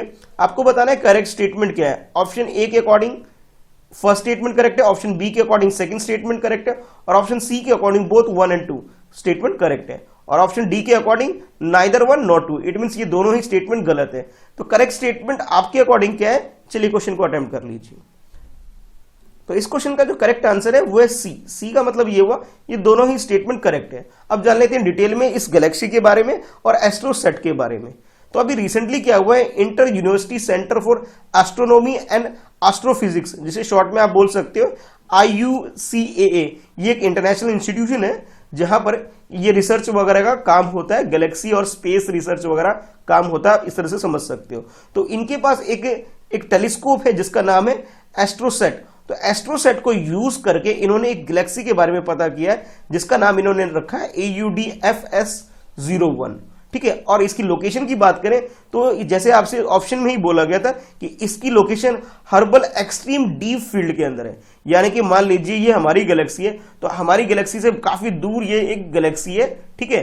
यानी कि आप कह सकते हो जैसे हमारी गैलेक्सी के अंदर ये सन है और बाकी अदर प्लानेट है, खूब सारे प्लानेट हैं, टोटल 8 प्लानेट है हमारे गैलेक्सी के अंदर। उसी तरह ये दूसरी गैलेक्सी है, यहाँ पे भी प्लानेट और बाकी चीजें होंगी। और इसके डिस्टेंस की बात करें, जैसे आपसे बोला गया कि डीप फील्ड में, डीप फील्ड का मतलब ये है कि इसकी अगर मैं डिस्टेंस की बात करूं तो ये बोला जा रहा है कि 9.3 billion light year away from the earth, यानी कि हमारा जो अर्थ प्लानेट है हमारे प्लानेट से ये 9.3 billion light year. Light year का मतलब ये होता है कि 1 ईयर के अंदर लाइट ने, यानी कि सन से जो लाइट अर्थ पर पहुंचती है तो टाइम लेती है, ठीक है। उसी तरह ट्रेवल करने में जो लाइट है 1 ईयर के अंदर जितना भी डिस्टेंस ट्रेवल करती है, ठीक है, उसे हम बोलते हैं लाइट ईयर, ठीक है। तो आप ये बोल सकते हो 9.3 बिलियन लाइट ईयर, यानी कि एक लाइट जो है, लाइट ईयर का मतलब है एक साल के अंदर जितना डिस्टेंस ट्रेवल करती है लाइट, उतना ही डिस्टेंस आप बोल सकते हो, उसके अकॉर्डिंग आप बोल सकते हो कि 9.3 बिलियन लाइट ईयर अवे है हमारे अर्थ से ये गैलेक्सी। तो करेक्ट आंसर जो आपका हो गया वो सी हो गया, यानी कि दोनों ही स्टेटमेंट क्या है, बिल्कुल करेक्ट है। चलिए देखते हैं नेक्स्ट क्वेश्चन। नेक्स्ट क्वेश्चन में भी आपसे कुछ स्पेस से रिलेटेड कुछ क्वेश्चन है, चलिए पढ़ते हैं पहले और समझते हैं। With reference to draft galaxy which of the following statement are correct. तो ड्राफ्ट गैलेक्सी के बारे में बताना है कि भी कौन सा स्टेटमेंट करेक्ट है। अच्छा, इस स्टेटमेंट को पढ़ने से पहले आपके लिए एक छोटा क्वेश्चन ये रहने वाला है कि हमारे यूनिवर्स में, जैसे हमारी जो गैलेक्सी है, तो गैलेक्सी में पहले 9 प्लैनेट हुआ करते थे किसी टाइम पर, ठीक है। बाद में इसे 9 से कम करके इसे 8 प्लैनेट में कन्वर्ट कर दिया। इट मींस एक प्लैनेट ऐसा था जिसे प्लैनेट का दर्जा, स्टेटस रिमूव कर दिया गया, अब उसे ड्राफ्ट प्लैनेट भी बोला जाता है। यानी कि ड्राफ्ट प्लैनेट किसे बोला जाता है, ये आपको आंसर करना है। छोटा सा क्वेश्चन है, बहुत इजी है। उसी तरह ड्राफ्ट गैलेक्सी भी होती है, यानी कि जो साइज में कम हो, ठीक है, और भी जितनी भी एक प्रॉपर गैलेक्सी की जो भी फीचर होती है उस फीचर में कहीं ना कहीं उनमें कुछ कमी होती है, जिस वजह से उसे गैलेक्सी ना बोल करके ड्राफ्ट गैलेक्सी भी बोला जाता है। अब आपके पास इस ड्राफ्ट गैलेक्सी के रिगार्डिंग में ये फर्स्ट स्टेटमेंट है और नीचे सेकंड स्टेटमेंट है, और आपसे पूछा जा रहा है कि चूज करना है आपको करेक्ट ऑप्शन इन कोड्स को ध्यान में रखते हुए। चलिए पहले फर्स्ट स्टेटमेंट को पढ़ते हैं। Draft galaxy are most abundant type of galaxy in the universe, यानी कि यूनिवर्स के अंदर सबसे ज्यादा जो गैलेक्सी होती है वो draft Galaxy type of Galaxy है। और सेकंड स्टेटमेंट की बात करें तो इसमें आपसे बोला जा रहा है they are difficult to detect, इनको ढूंढना बड़ा मुश्किल है, due to the low immunicity, low mass and low size, यानी कि इनके साइज के कम होने की वजह से, इनके मास की कम होने से, इम्यूनोसिटी की कमी होने की वजह से इनको सर्च करना, यानी इनके बारे में पता लगाना थोड़ा मुश्किल काम हो जाता है, क्योंकि ये इजीली डिस्कवर नहीं हो पाती है। तो ये दो स्टेटमेंट आपको दे दिए गए हैं ड्राफ्ट गैलेक्सी के बारे में। अब आपको बताना है कि करेक्ट ऑप्शन क्या है। ऑप्शन ए के अकॉर्डिंग फर्स्ट स्टेटमेंट करेक्ट है, ऑप्शन बी के अकॉर्डिंग सेकंड ऑप्शन करेक्ट है, और ऑप्शन सी के अकॉर्डिंग बोथ 1 और 2 दोनों ही स्टेटमेंट करेक्ट है। और ऑप्शन डी में आपसे बोला जा रहा है नाइदर 1 नॉट 2, इट मींस दोनों ही स्टेटमेंट गलत है, यानी कि बोना आकाश गंगा आप एक तरह से बोल सकते हो, उसके बारे में आपको बताना है कि सही आंसर क्या है। तो इस क्वेश्चन का जो करेक्ट आंसर है अगेन सी ऑप्शन सही है आपका, यानी कि बोथ 1 और 2, यानी कि फर्स्ट और सेकंड दोनों ही स्टेटमेंट बिल्कुल करेक्ट है हमारे यहाँ। इस तरह की जो गैलेक्सी होती है बहुत ही टीनी साइज होती है, यानी कि आप ये बोल सकते हो कि ये जो गैलेक्सी है ड्राफ्ट गैलेक्सी होती है तो बहुत स्मॉल साइज में होती है। समझने के लिए मैं आपको बता सकता हूं कि जैसे हमारी जो मिल्की वे गैलेक्सी है उससे 100 टाइम्स स्मॉलर है, यानी कि आप ये बोल सकते हो कि ये जो हमारी जितनी भी गैलेक्सी का साइज है उसका 100 स्मॉलर है ये ड्राफ्ट गैलेक्सी। यानी कि मान लीजिए ये बड़ा साइज अगर हमारी गैलेक्सी का है तो ये बिल्कुल छोटा सा साइज होगा ड्राफ्ट गैलेक्सी का, ठीक है, बहुत छोटा साइज में होता है, और इस वजह से इनको ढूंढना भी बड़ा मुश्किल होता है। यानी कि आप ये बोल सकते हैं लो इम्यूनोसिटी की वजह से, लो मास की वजह से और लो साइज की वजह से इस तरह की जो ड्राफ्ट गैलेक्सी है इनको डिफिकल्ट हो जाता है डिटेक्ट करना या इनके बारे में पता लगाना। यानी कि आप ये बोल सकते हो दोनों ही स्टेटमेंट बिल्कुल करेक्ट हो गया। तो करेक्ट आंसर जो हमारा हो गया ऑप्शन सी हो गया। देखते हैं अब नेक्स्ट क्वेश्चन।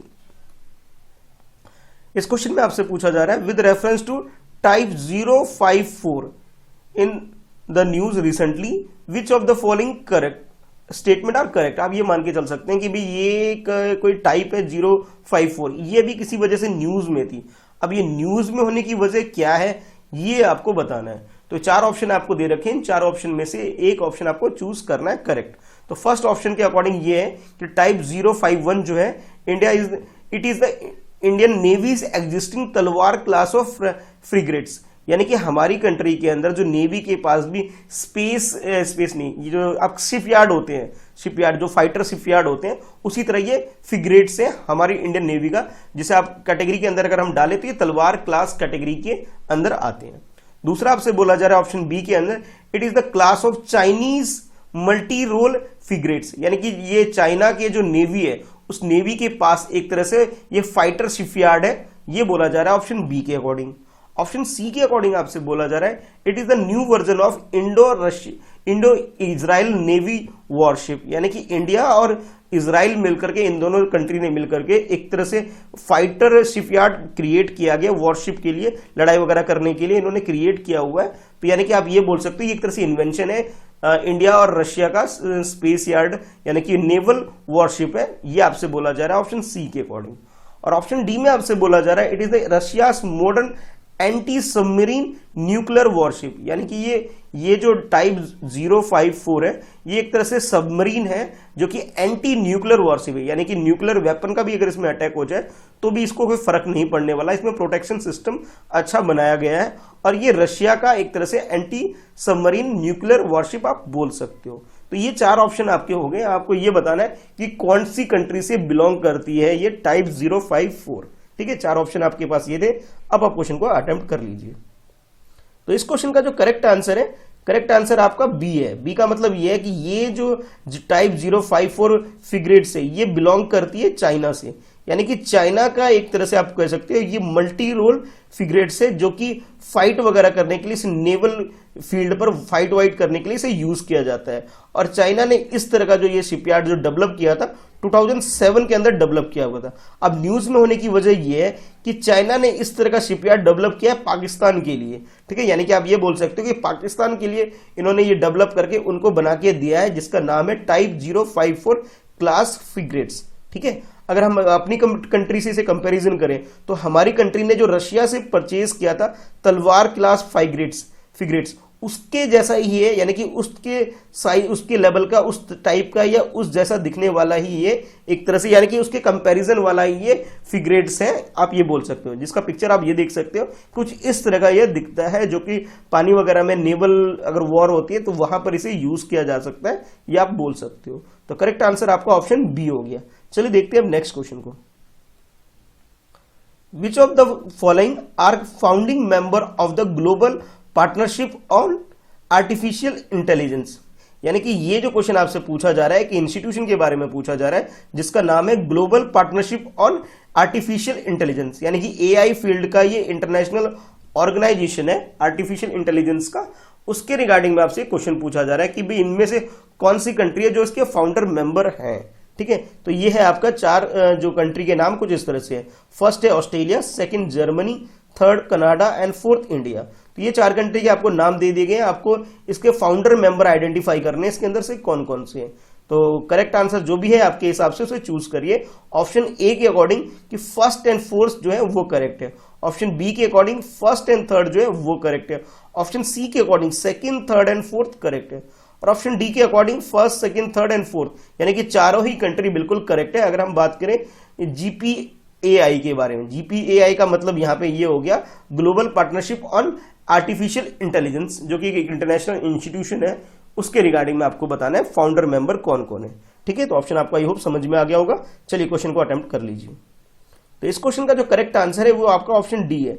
डी का मतलब ये हुआ कि first second third and fourth ये चारों ही ऑप्शन आपके बिल्कुल सही है, चारों ही कंट्री बिलोंग करती है global Partnership on Artificial intelligence, जिसे आप शॉर्ट में बोल सकते हो जीपीएआई, जो कि इंटरनेशनल इंस्टीट्यूशन है जो कि ह्यूमन सेंट्रिक डेवलपमेंट करती है आर्टिफिशियल इंटेलिजेंस की फील्ड के अंदर। बाकी और भी फाउंडर मेंबर कौन कौन है ये आप यहां से देख सकते हैं कौन कौन है। Australia, Canada, European union, France, Germany, India, Italy, Japan, Korea. Republic of Korea का मतलब आपको समझना है कि साउथ कोरिया की बात हो रही है। ठीक है, मैक्सिको, न्यूजीलैंड, सिंगापुर, सोमालिया, ठीक है, यूनाइटेड किंगडम और यूनाइटेड स्टेट अमेरिका। ये कुछ कंट्री है जो कि इसके फाउंडिंग मेंबर है और इंडिया भी उनमें से एक है जो कि काम करती है इंटरनेशनल लेवल पर ह्यूमन राइट और इंक्लूसिव डाइवर्सिटी, इनोवेशन और इकोनॉमिक ग्रोथ जैसी फील्ड के अंदर आर्टिफिशियल इंटेलिजेंस को किस तरह से यूज कर सकते हैं उसके रिगार्डिंग में इंस्टीट्यूशन काम करती है। तो करेक्ट आंसर जो आपका हो गया ऑप्शन डी हो गया। With reference to Prime Minister Employment Generation Programme which of the following is correct. आपको ये बताना है कि इसमें जो स्टेटमेंट गिवन है, ये फर्स्ट स्टेटमेंट और ये सेकंड स्टेटमेंट, इन दोनों स्टेटमेंट में से आपको बताना है करेक्ट स्टेटमेंट कौन सा है। और ये जो स्टेटमेंट आपसे पूछा जा रहा है regarding Prime Minister's Employment Generation Programme के बारे में, जो शॉर्ट में आप बोल सकते हो PMEGP के बोल सकते हो, ठीक है। तो आपको बताना है कि करेक्ट स्टेटमेंट क्या है। फर्स्ट स्टेटमेंट के according it is centrally sponsored scheme which aim at employment generation, यानी कि ये एक सेंट्रल गवर्नमेंट की एक स्कीम है और वो स्पॉन्सर करती है स्कीम को, जिसका जो मेन मकसद है, एम जो है एम्प्लॉयमेंट जनरेशन है, यानी कि एम्प्लॉयमेंट बढ़ाना है, रोजगार को सृजन करना। दूसरे स्टेटमेंट में आपसे बोला जा रहा है khadi and village industry commission, short में से आप बोल सकते हैं KVIC is the implementing agency at the national level of the scheme, यानी कि पूरे कंट्री में इसे इंप्लीमेंट करने के लिए जो एजेंसी काम करती है वो करती है khadi and village industry commission काम करती है हमारी कंट्री के अंदर। तो ये दो स्टेटमेंट हो गए, आपको बताना है कि करेक्ट स्टेटमेंट क्या है। ऑप्शन ए के अकॉर्डिंग फर्स्ट स्टेटमेंट करेक्ट है, ऑप्शन बी के अकॉर्डिंग सेकंड स्टेटमेंट करेक्ट है, और ऑप्शन सी के अकॉर्डिंग फर्स्ट और सेकंड दोनों स्टेटमेंट करेक्ट है, और ऑप्शन डी के according neither one not two, it means दोनों ही स्टेटमेंट गलत है। तो करेक्ट स्टेटमेंट आपके अकॉर्डिंग क्या है, चलिए क्वेश्चन को अटेम्प्ट कर लीजिए। तो इस क्वेश्चन का जो करेक्ट आंसर है वो है आपका ऑप्शन बी। बी का मतलब ये है कि जो सेकंड स्टेटमेंट है वो करेक्ट है, फर्स्ट स्टेटमेंट गलत है। यानी कि आप ये बोल सकते हो इस प्रोग्राम को जो इंप्लीमेंट करने का जो काम करती है वो करती है khadi and village industry commission, जिसे आप शॉर्ट में KVIC आप बोल सकते हो। तो ये जो एजेंसी है ये हमारी कंट्री में इस प्रोग्राम को इंप्लीमेंट करने का काम करती है। सेकंड स्टेटमेंट तो बिल्कुल करेक्ट है। अगर हम फर्स्ट स्टेटमेंट की बात करें जिसके अंदर आपको ये बोला गया था कि ये सेंट्रल गवर्नमेंट की एक स्कीम है और वो स्पॉन्सर करती है स्कीम को, तो इसके बारे में थोड़ा जान लेते हैं आखिर ये स्टेटमेंट गलत क्यों है। कि ये prime Minister Employment generation scheme की अगर हम बात करें, ये इसका मेन टारगेट एम्प्लॉयमेंट जनरेशन करना नहीं है, बल्कि लोगों को एक तरह से लोन प्रोवाइड करना है कि जो कि किसी भी कुटीर उद्योग या छोटे मोटे व्यवसाय को स्टार्ट करना चाह रहे हैं, और फिर उनका जो लोन होता है लोन के साथ सब्सिडी को लिंक करना इसका मेन टारगेट है। यानी कि आप ये कह सकते हो कि बजाय कहीं पे नौकरी करने के गवर्नमेंट चाहती है कि इंसान खुद का अपना इन्वेस्ट करे और अपना बिजनेस स्टार्ट करे। इसलिए इस प्रोग्राम के लिए जो एडमिनिस्ट्रेट किया जाता है वो किया जाता है micro small and medium enterprise, जिसे आप शॉर्ट में बोल सकते हो MSME बोल सकते हो, ये इसे काम करती है। और इंप्लीमेंट करने का जो काम करती है वो करती है खादी एंड इंडस्ट्री कमीशन, इसे काम करती है।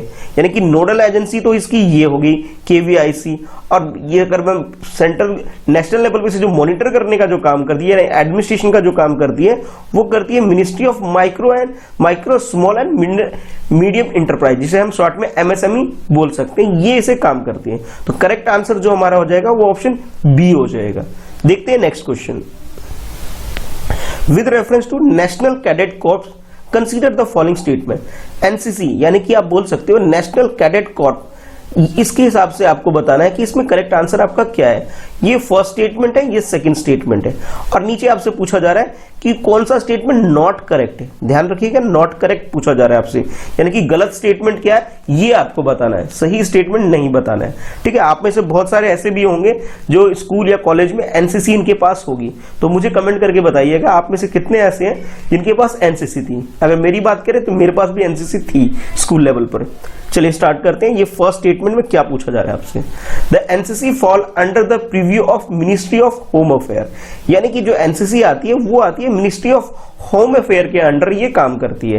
यानी कि इसका जो पूरा साठ घाट है, जो भी काम होता है पूरे ईयर में, पूरे साल में, यानी कि इसको जो मॉनिटर करना, फंड प्रोवाइड करना और बाकी सारे काम जो करती है वो मिनिस्ट्री ऑफ होम अफेयर करती है, अगर हम NCC की बात करें तो। सेकेंड स्टेटमेंट में आपसे बोला जा रहा है it was formed in 1976 on the recommendation of स्वर्ण सिंह कमेटी। स्वर्ण सिंह कमेटी जो 1976 में आई थी, उस कमेटी ने से रिकमेंडेशन दिया था कि हमारी कंट्री में NCC जैसा कॉन्सेप्ट होना चाहिए। और फिर बाद में से एनसीसी को स्टैब्लिश किया गया। तो ये दो स्टेटमेंट है, आपको बताना है गलत स्टेटमेंट कौन सा है। ऑप्शन ए के अकॉर्डिंग फर्स्ट स्टेटमेंट गलत है, ऑप्शन बी के अकॉर्डिंग सेकंड स्टेटमेंट गलत है, ऑप्शन सी के अकॉर्डिंग बोथ 1 और 2 दोनों ही स्टेटमेंट गलत है, और ऑप्शन डी के according neither 1 nor 2। It means ये दोनों ही स्टेटमेंट क्या है, गलत नहीं है। गलत नहीं का मतलब है दोनों सही है। तो आपको बताना है कि इन दोनों स्टेटमेंट में से गलत स्टेटमेंट कौन सा है, वही आपका आंसर होगा। तो इस क्वेश्चन का जो करेक्ट आंसर है वो है आपका ऑप्शन सी। सी का मतलब है ये दोनों ही स्टेटमेंट जो आपको दे रखा है रिगार्डिंग एनसीसी, दोनों स्टेटमेंट क्या है आपकी गलत है। ठीक है, अब जानते हैं गलत क्यों है। सबसे पहले आपको ये बोला गया था कि ये एनसीसी जो आता है ये होम अफेयर के अंदर आता है। नहीं, ये होम अफेयर के अंदर ना आकर के ये आता है मिनिस्ट्री ऑफ डिफेंस के अंदर। यानी कि आप ये बोल सकते हो कि एनसीसी जो कि आर्मी से, ठीक है, आर्मी से, नेवी से और नेवी के अलावा एयरफोर्स से, ठीक है, एयरफोर्स से ये कनेक्टेड है। तो यानी कि आप ये कह सकते हो सीधा सीधा कि भी ये डायरेक्टली किससे कनेक्टेड है, मिनिस्ट्री ऑफ डिफेंस से कनेक्टेड है। और इसके जो हेड होते हैं, यानी कि एनसीसी के जो हेड होते हैं वो होते हैं director general of 3 star military rank officer. जो भी मिलिट्री में जो ऑफिसर है 3 स्टार जिनके पास है वो डायरेक्टर जनरल होते हैं एनसीसी के। यानी कि फर्स्ट स्टेटमेंट जो हमारा हो गया वो गलत हो गया। अगर हम बात करें सेकंड स्टेटमेंट की, तो आपसे ये बोला गया था कि 1976 में जो स्वर्ण सिंह कमेटी आई थी उसके अकॉर्डिंग इसे स्टैब्लिश की गई थी, उनके रिकमेंडेशन। नहीं, ये गलत बात है, बल्कि सही बात यह है कि 1948 में ही, मतलब हमारे कंट्री के फ्रीडम के बाद 1 साल के बाद ही इसे हमारी कंट्री में स्टैब्लिश कर दिया गया था एचएन कुंजरू कमेटी के द्वारा, रिकमेंडेशन के द्वारा। यानी कि ये इसका जो मेन रूट है वो ब्रिटिश एरा से ही है। यानी कि ब्रिटिश टाइम पे ही इस तरह का यूनिफॉर्म सिस्टम था हमारी कंट्री में, और उसी को आगे बढ़ाते हुए इसे कंटिन्यू कर लिया गया था 1948 में। 46 में रिकमेंडेशन आई थी और 48 में इसे स्टैब्लिश कर दिया गया था। ध्यान रखिएगा, 2 साल लगे इसे स्टैब्लिश करने में। यानी कि आप ये बोल सकते हो 1946 में जब फ्रीडम स्ट्रगल मूवमेंट चल रहा था तभी इसकी रिकमेंडेशन आ गई थी, ठीक है, और 1948 में से स्टैब्लिश किया गया था। तो आपके लिए क्वेश्चन ये हो सकता है कि ये स्वर्ण सिंह कमेटी किससे रिलेटेड है। एक क्वेश्चन तो आपके लिए ये बन सकता है। दूसरा क्वेश्चन आपके लिए ये बन सकता है कि आपको ये बताना है कि एनसीसी का जो टैगलाइन है, एक स्टेटमेंट है एनसीसी का, कि आदर्श कथन आप बोल सकते हैं, वो क्या है वो आपको बताना है। चलिए देखते हैं नेक्स्ट क्वेश्चन को। नेक्स्ट क्वेश्चन में आपसे पूछा जा रहा है which of the following initiative has been launch to promote the woman in science. Science के फील्ड में वुमन को प्रमोट करने के लिए इनमें से कौन सी स्कीम का हमारी कंट्री में लाया गया है। यानी कि आपको ये बताना है ये 3 जो आपके पास दिख रहे हैं स्कीम्स किसे लॉन्च किया गया प्रमोट करने के लिए वुमेन का पार्टिसिपेशन इन साइंस की फील्ड के अंदर। तो फर्स्ट जो स्कीम है आपके पास वो है विज्ञान ज्योति स्कीम, सेकंड स्कीम है आपके पास गति स्कीम, और तीसरा जो है आपके पास थर्ड किरण स्कीम। तो ये 3 स्कीम है, आपको बताना है इनमें से कौन सी स्कीम वुमेन का पार्टिसिपेशन बढ़ाने के लिए, उसे प्रमोट करने के लिए इसे लॉन्च किया गया है। इसके अकॉर्डिंग आपको बताना है करेक्ट आंसर क्या है। ऑप्शन ए के अकॉर्डिंग फर्स्ट और सेकंड स्कीम जो है वो डायरेक्टली रिलेटेड है वुमेन का प्रमोट करने के लिए साइंस के फील्ड में। ऑप्शन बी के अकॉर्डिंग सेकंड एंड थर्ड सही आंसर है। ऑप्शन सी के अकॉर्डिंग फर्स्ट और थर्ड आंसर करेक्ट है, और ऑप्शन डी के अकॉर्डिंग तीनों ही स्टेटमेंट यानी तीनों ही जो स्कीम है डायरेक्टली रिलेटेड है वुमेन का पार्टिसिपेशन साइंस की स्किल में बढ़ाने के लिए। अब आपको ये बताना है कि करेक्ट आंसर क्या है, यानी कौन सी स्कीम जो है वो डायरेक्टली लॉन्च की गई है हमारी कंट्री में वुमेन्स के पार्टिसिपेशन को बढ़ाने के लिए। ठीक है, चलिए क्वेश्चन को अटेम्प्ट करिए। तो इस क्वेश्चन का जो करेक्ट आंसर है वो है ऑप्शन डी। डी का मतलब ये तीनों ही स्कीम डायरेक्टली रिलेटेड है वुमेन्स का पार्टिसिपेशन बढ़ाने के लिए। सबसे पहले बात करते हैं फर्स्ट स्कीम की, यानी कि विज्ञान ज्योति स्कीम की। तो इसे जो लॉन्च किया गया हमारी कंट्री में department of science and technology, जो कि ministry of science and technology के अंदर आती है, और इन्होंने जो ये प्रोग्राम लॉन्च किया है इसका ये है कि जो भी मेरिटोरियस स्टूडेंट है, गर्ल्स की बात कर रहे हैं जो हाई स्कूल के में यानी कि क्लास 11-12 में उन्हें साइंस परस्यू करें, यानी कि वो जो सब्जेक्ट लेना होता है ना 10th के बाद 11th क्लास में, तो ये ध्यान रखा जाता है कि ज्यादा से ज्यादा गर्ल्स हैं वो साइंस जैसे सब्जेक्ट को कंसीडर करें अपने स्टडी के लिए, साइंस, इंजीनियरिंग और मैथमेटिक्स को हायर एजुकेशन के लिए। तो उसे प्रमोट करने के लिए विज्ञान ज्योति स्कीम को लॉन्च किया गया है department of science and technology, जो कि ministry of science and technology के अंदर आता है। अच्छा, अगर हम बात करें सेकेंड स्कीम की, जो कि gender advance for transforming institution, short में इसे बोला जाता है गति। ये स्कीम जो आई थी हमारी कंट्री में, कि हमारी कंट्री में एक डेवलपमेंट हो सके कॉम्प्रिहेंसिव चार्टर्ड का और फ्रेमवर्क का, जहां पे ये मॉनिटर किया जा सके कि गर्ल्स का इक्वल पार्टिसिपेशन हो साइंस के फील्ड के अंदर।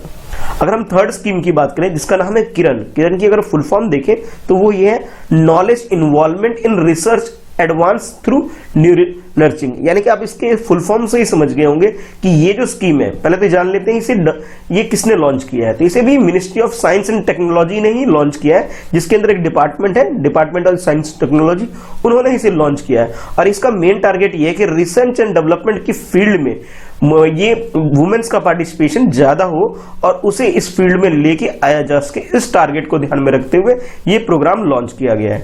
यानी कि ये तीनों ही स्कीम प्रोग्राम जो है डायरेक्टली रिलेटेड है वुमेन्स का पार्टिसिपेशन साइंस की फील्ड में बढ़ाने के लिए। तो करेक्ट आंसर आपका डी हो जाएगा। नेक्स्ट क्वेश्चन में आपसे पूछा जा रहा है which of the following criteria will be included to the evaluate performance in Swachh Survekshan 2020-21, यानी कि स्वच्छ सर्वेक्षण 2020-21 के बारे में आपके पास ये स्टेटमेंट है। ये फर्स्ट स्टेटमेंट है, ये सेकंड स्टेटमेंट है और नीचे ये थर्ड और लास्ट में एक और स्टेटमेंट फोर्थ स्टेटमेंट है। आपको ये बताना है कि ये चारों स्टेटमेंट में से कौन सा स्टेटमेंट डायरेक्टली रिलेटेड है स्वच्छ सर्वेक्षण 2020-21। अभी आपको पता होगा कि जब हमारी गवर्नमेंट जब आई थी, बीजेपी गवर्नमेंट जब आई थी, तो उन्होंने एक स्कीम रख दी, एक टारगेट रखा था कि हमारी कंट्री स्वच्छ होनी चाहिए। ठीक है, स्वच्छता अभियान को ध्यान में रखते हुए ये स्वच्छ सर्वेक्षण को भी एक इंडेक्स क्रिएट किया गया और उसके अंदर आपको बताना है कि कौन कौन से पैरामीटर यूज किए गए हैं इसे मेजर करने के लिए। तो वो चार स्टेटमेंट की फॉर्म में आपके पास है, आपको करेक्ट आंसर यानी करेक्ट स्टेटमेंट बताना है कौन सा डायरेक्टली से रिलेटेड है। तो फर्स्ट स्टेटमेंट बोला जा रहा है कि segregation of waste into wet, dry and hazard, यानी कि जितने भी वेस्ट हमारे घर से या इंडस्ट्री या हमारी सोसाइटी से आता है उसको डिफरेंट डिफरेंट कैटेगरी में उसे अलग करना, इस बेसिस पे भी स्वच्छ सर्वेक्षण 2020 के रैंक डिसाइड होगा। अच्छा, नेक्स्ट स्टेटमेंट बोला जा रहा है construction and demolition waste processing, कि किस तरह से वेस्ट को आप कंस्ट्रक्शन में यूज कर सकते हैं किसी दूसरे काम के लिए और उसे कैसे डिमोलिश कर सकते हैं, उसे खत्म कर सकते हैं, इस चीज को भी ध्यान में रखते हुए इस रैंक को, इस इंडेक्स को तैयार किया जाएगा। और थर्ड आपसे बोला जा रहा है कि percentage of increase in tree cover annually, कि एनुअल बेसिस पे एक पर्टिकुलर सिटी या स्टेट के अंदर कितने ट्री का प्लांटेशन बढ़ा है, इंक्रीज हुआ है, उस बेसिस पे यानी कि इस पैरामीटर पे इस इंडेक्स को कंसीडर किया जाता है। और फोर्थ स्टेटमेंट में आपसे बोला जा रहा है सैनिटेशन स्टेटस ऑफ सिटी, किसी भी सिटी का कि सैनिटेशन स्टेटस क्या है, यानी कि कितने लोग ओपन डेफिनेशन फ्री हो रखा है उस सिटी में, कि किस रेशियो में चल रहा है, कितने लोग अपने घर में ही ये चीज करते हैं, कितने लोग बाहर जाते हैं और वहां पे कैसी फैसिलिटी है, उसके आधार पर भी ये स्वच्छ सर्वेक्षण 2020 का इंडेक्स तैयार किया जाता है। तो ये चार पैरामीटर आपको दे दिए गए हैं, आपको बताना है कि करेक्ट पैरामीटर क्या है। अगर हम बात करें स्वच्छ सर्वेक्षण 2020-21 इंडेक्स की, तो आपके पास जो ऑप्शन है वो कुछ इस तरह से है। ऑप्शन ए में आपसे बोला जा रहा है second and third statement correct है। ऑप्शन बी में आपसे बोला जा रहा है second, third and fourth statement correct है। ऑप्शन सी में आपसे बोला जा रहा है third and fourth statement correct है। और ऑप्शन डी में आपसे बोला जा रहा है 1, 2, 3 एंड 4, यानी कि चारों ही स्टेटमेंट, चारों ही पैरामीटर करेक्ट है। स्वच्छ सर्वेक्षण स्कीम जो है एक 2020 का जो इंडेक्स है इसके बारे में बोला जा रहा है। तो अब आपको बताना है कि करेक्ट आंसर क्या है। तो इस क्वेश्चन का जो करेक्ट आंसर है वो है ऑप्शन बी, यानी कि first, second and fourth, third को छोड़ करके बाकी सारे। क्योंकि थर्ड में आपसे ये बोला गया था कि ट्री का प्लांटेशन एनुअल बेसिस पे कितना इंक्रीज हो रहा है उसको ध्यान नहीं, ये इस पैरामीटर का पार्ट नहीं है। ठीक है, बाकी सारे हैं। यानी कि आप ये बोल सकते हो अभी जो रिसेंटली प्रेरक दौर सम्मान जो कि स्टार्ट किया गया 2021 में, जो कि इसका पार्ट है स्वच्छ सर्वेक्षण का, उसके अंदर 5 तरह की कैटेगरी में प्राइज दिए जाते हैं, सम्मान दिया जाता है, जो कि आप देख सकते हो दिव्या, अनुपम, उज्जवल, उदित और फिर आरोही। ये 5 कैटेगरी में लोगों को अवार्ड दिए जाते हैं उनके काम पे कि स्वच्छ सर्वेक्षण 2020 के इंडेक्स के बेसिस पर। और ये जो इंडेक्स तैयार किया जाता है उसके जो पैरामीटर है वो ये हैं, ये देखिए। फर्स्ट में आपसे, जैसे आपसे ऑप्शन में भी बोला गया था, वेट, ड्राई और हैजार्ड कैटेगरी के जितने भी वेस्ट है उसको किस तरह से आप अलग करते हो। उसके बाद आप उस स्टेट की या सिटी की कैपेसिटी कि वेस्ट को कैसे मैनेज करते हैं, कैसे उसे आगे रीयूज करते हैं या फिर खत्म करते हैं उसके बाद वेट और ड्राई वेस्ट को कैसे इसकी प्रोसेसिंग करते हैं इस बेसिस पे। और उसके बाद कंस्ट्रक्शन और डिमोलिशन वेस्ट प्रोसेसिंग, कि किस तरह से वेस्ट को आप नए काम के लिए उसे कंस्ट्रक्शन में यूज कर सकते हैं, नए प्रोडक्ट को बनाने में, या फिर उसे डिमोलिश कर सकते हैं, इस बेसिस पे जो प्रोसेसिंग होती है उसको ध्यान में रखते हुए। इसके अलावा percentage of waste going and land form, यानी कि जमीन में कितना वेस्ट जा रहा है उस पे भी ध्यान में रखते हुए। और लास्ट में सैनिटेशन को ध्यान में रखते हुए, यानी कि आप ये बोल सकते हैं ये पैरामीटर्स हैं। अगर हम बात करें कि जिस तरह से इंडेक्स क्रिएट किया जाता है, इंडेक्स को कैसे तैयार किया जाता है और कैसे रैंक डिसाइड होता है, यानी कि आप ये बोल सकते हैं जो ऑप्शन बी है आपका वो करेक्ट हो गया। ठीक है, ट्री का इसका लेना देना नहीं है इस स्कीम के अंदर, तो करेक्ट आंसर आपका बी हो गया। चलिए देखते हैं नेक्स्ट क्वेश्चन। नेक्स्ट क्वेश्चन में आपसे जो पूछा जा रहा है वो ARIIA रैंकिंग के बारे में। ठीक है, चलो क्वेश्चन पढ़ते हैं। With reference to ARIIA ranking consider the following statement. अगर आपको इसकी फुल फॉर्म पता है तब आप इस क्वेश्चन को बहुत आसानी से कर लेंगे, क्योंकि फुल फॉर्म की वजह से क्वेश्चन को समझना थोड़ा आसान हो जाता है। तो यहाँ आपके पास ये फर्स्ट स्टेटमेंट है, ये सेकंड स्टेटमेंट है, और आपको बताना है कि कौन सा स्टेटमेंट करेक्ट है। फर्स्ट स्टेटमेंट में बोला जा रहा है कि ARIIA जो रैंकिंग है ये एक इनिशिएटिव है मिनिस्ट्री ऑफ एजुकेशन, जिसे आप ये भी बोल सकते हो HRD मिनिस्ट्री की, ह्यूमन रिसोर्स डेवलपमेंट जो मिनिस्ट्री है उसके अंदर ये स्कीम को, इस इनिशिएटिव को स्टार्ट किया गया है। HRD मिनिस्ट्री बोले या मिनिस्ट्री ऑफ एजुकेशन, एक ही बात है। सेकेंड स्टेटमेंट बोला जा रहा है it focus on the innovation and entrepreneurship development in the higher education institution. जितने भी हायर एजुकेशन इंस्टीट्यूशन है उसके अंदर इनोवेशन को बढ़ाने के लिए, उसको फोकस रखने के लिए और एंटरप्रेन्योरशिप को डेवलप करने के लिए इसको स्टार्ट किया गया है। तो ये दो स्टेटमेंट आपके पास हो गए। अब आपको बताना है करेक्ट आंसर क्या है, यानी कि आप ये बोल सकते हो रिसर्च एंड डेवलपमेंट को कैसे हायर एजुकेशन में बढ़ाया जाए, उस बात को ध्यान रखना इसका मेन एजेंडा है। और दूसरा ये कि इस मिनिस्ट्री ऑफ एजुकेशन यानी कि HRD मिनिस्ट्री ने इसे स्टार्ट किया, इसे लॉन्च किया है। ये दो स्टेटमेंट आपको दे दिए गए। अब आपको बताना है करेक्ट आंसर क्या है। ऑप्शन ए के अकॉर्डिंग फर्स्ट स्टेटमेंट करेक्ट है, ऑप्शन बी के अकॉर्डिंग सेकंड स्टेटमेंट करेक्ट है, ऑप्शन सी के अकॉर्डिंग फर्स्ट और सेकंड दोनों ही स्टेटमेंट करेक्ट है, और ऑप्शन डी में आपसे बोला जा रहा है neither one not two, it means दोनों ही स्टेटमेंट गलत है। तो करेक्ट आंसर आपके अकॉर्डिंग क्या है, चलिए क्वेश्चन को अटेम्प्ट कर लीजिए। तो इस क्वेश्चन का जो करेक्ट आंसर है वो सी, यानी कि दोनों ही स्टेटमेंट बिल्कुल करेक्ट है। तो सबसे पहले हम जान लेते हैं इसकी फुल फॉर्म क्या है, क्योंकि असली काम तो यही है, अगर आपको फुल फॉर्म पता है तो आप क्वेश्चन को बहुत इजीली कर लेते हैं। तो ये है Atal ranking of institution on innovation achievement, यानी कि इनोवेशन की फील्ड में किसी भी इंस्टीट्यूशन की क्या अचीवमेंट है उसको ध्यान में रखते हुए ये रैंकिंग स्टार्ट की गई है हमारी कंट्री में। अभी अटल इसलिए रखा गया कि हमारे जो पुराने प्राइम मिनिस्टर थे अटल बिहारी वाजपेयी, उनको एक सम्मान देने के लिए, उन पीएम प्राइम मिनिस्टर के जो काम था उनको ध्यान में रखते हुए उनको सम्मान देने के लिए उनके नाम से ये रैंकिंग स्टार्ट की गई है। अल्टीमेट जो ये रैंकिंग है ये एजुकेशन की फील्ड में, यानी कि हायर एजुकेशन इंस्टीट्यूशन जो है उसकी फील्ड में कितना इनोवेशन होता है और कैसी उनकी अचीवमेंट है उसको ध्यान में रखते हुए ये रैंकिंग स्टार्ट की गई है। और इसे मिनिस्ट्री ऑफ एजुकेशन यानी कि आप बोल सकते हो HRD मिनिस्ट्री ने इसे स्टार्ट किया है, यानी कि फर्स्ट स्टेटमेंट आपका करेक्ट हो गया। अगर हम बात करें सेकंड स्टेटमेंट की, तो सेकंड स्टेटमेंट में आपसे बोला गया था कि ये इनोवेशन और एंटरप्रेन्योरशिप डेवलपमेंट को ध्यान में रखते हुए रैंक स्टार्ट की गई है और इसकी रैंक को कैलकुलेशन की जाती है। ये बात भी बिल्कुल सही है। तो यानी कि और भी मेजर जो इंडिकेटर है वो आप यहाँ देख सकते हैं, यानी कि आंसर जो हमारा सी है वो बिल्कुल करेक्ट है। बाकी अगर हम इसके मेजर देख लें, इसके किस किस पैरामीटर पे ये रैंक डिसाइड होता है वो आप यहाँ से देख सकते हैं। फर्स्ट कि बजट एंड फंडिंग सपोर्ट, कि इंस्टीट्यूशन कितना बजट रिसर्च एंड डेवलपमेंट में दे रहा है, इंफ्रास्ट्रक्चर और फैसिलिटी कैसी प्रोवाइड कर रहा है स्टूडेंट के लिए और टीचर्स के लिए जो कि रिसर्च डेवलपमेंट से जुड़े हुए हैं। फिर उसके बाद बोला जा रहा है कि awareness promotion and support for idea generation, कि कितना अवेयर यानी कि कितना बच्चों को जागरूक किया जाता है और कैसे उन्हें प्रमोशन दिया जाता है अगर वो किसी इनोवेशन से रिलेटेड कोई काम करते हैं तो। फिर नेक्स्ट बोला जा रहा है promotion and support for entrepreneurship development, कि बच्चा अभी एजुकेशन ले रहा है, बाद में किस तरह से वो अपना खुद का एक सेटअप स्टार्ट करके इनोवेशन काम कर सके, उसको कैसे सपोर्ट प्रोवाइड किया जा रहा है, इस बेसिस पे भी रैंक डिसाइड होता है। और उसके बाद नेक्स्ट बोला जा रहा है इनोवेशन लर्निंग मेथड, कि इनोवेशन कैसे करना है, उसकी लर्निंग का क्या मेथड है, क्या कोर्स है, उसको ध्यान में रखते हुए उसका भी एक पैरामीटर के रूप में यूज किया जा रहा है।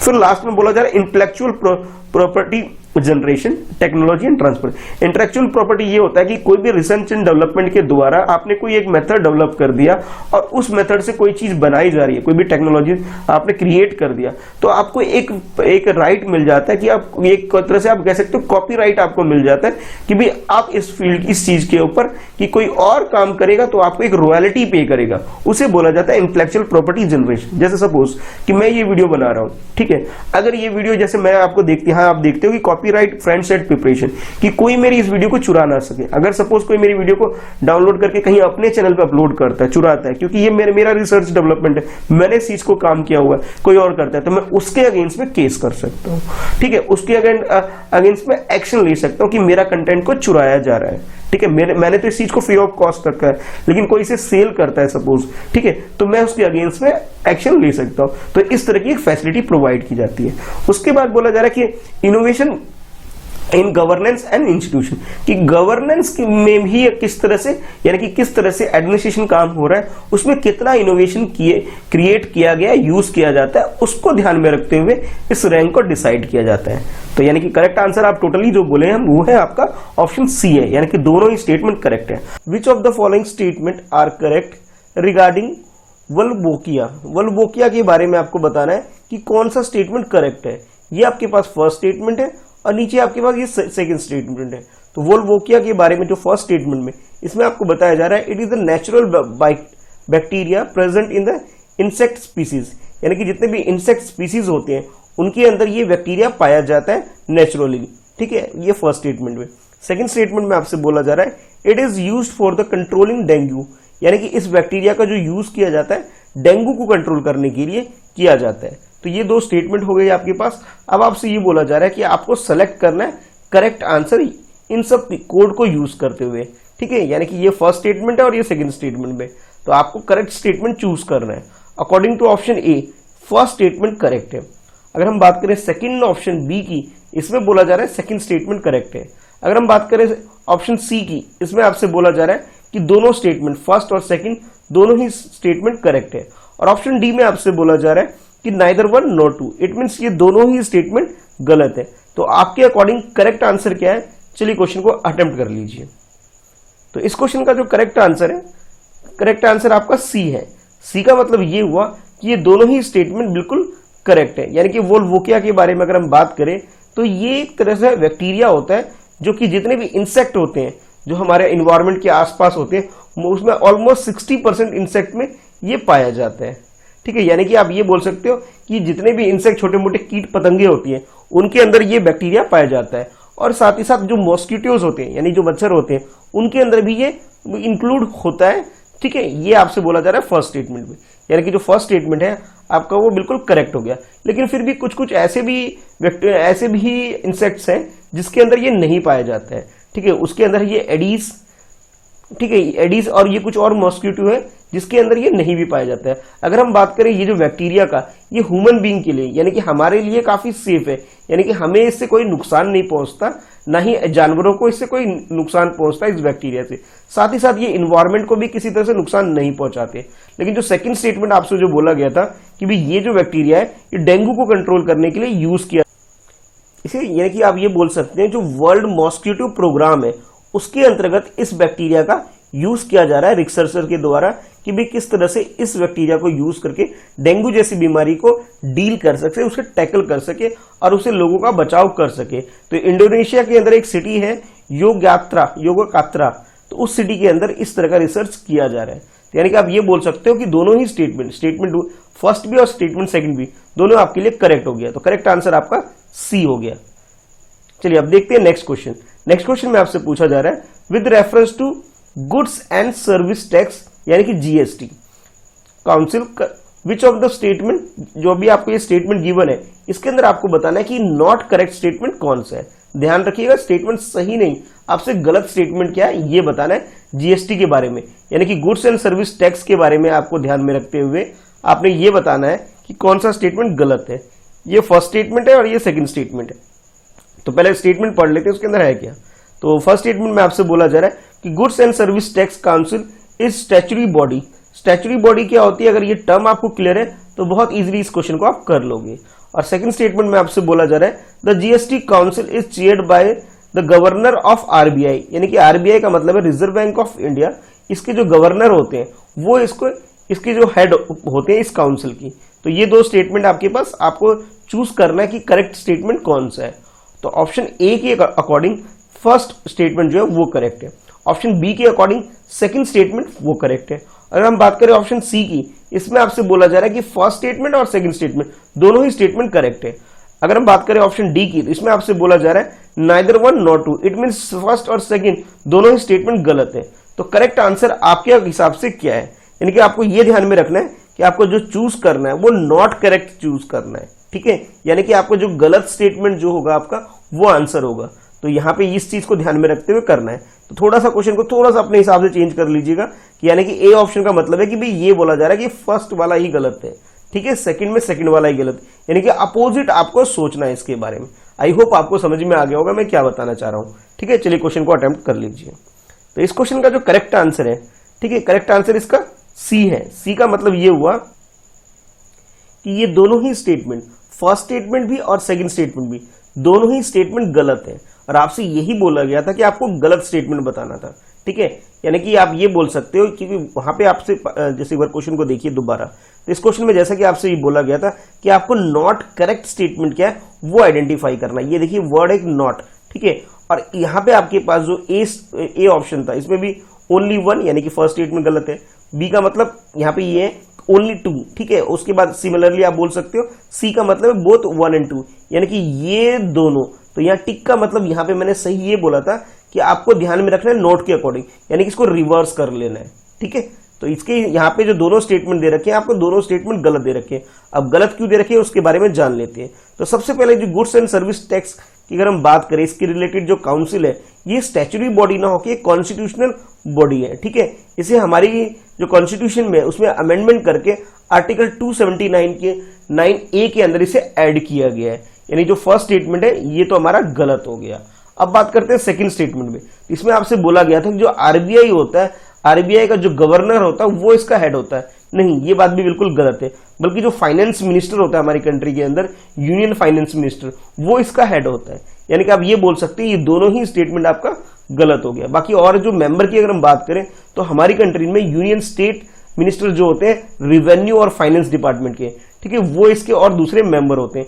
इसके अलावा फाइनेंस और टैक्सेशन के जो मिनिस्टर होते हैं वो भी इसके एक मेंबर होते हैं। तो करेक्ट आंसर जो हो जाएगा आपका ऑप्शन सी हो जाएगा। सी का मतलब यहाँ पे ये कि आपको गलत आंसर चूज करना था, दोनों ही आंसर स्टेटमेंट आपके लिए ना गलत थे।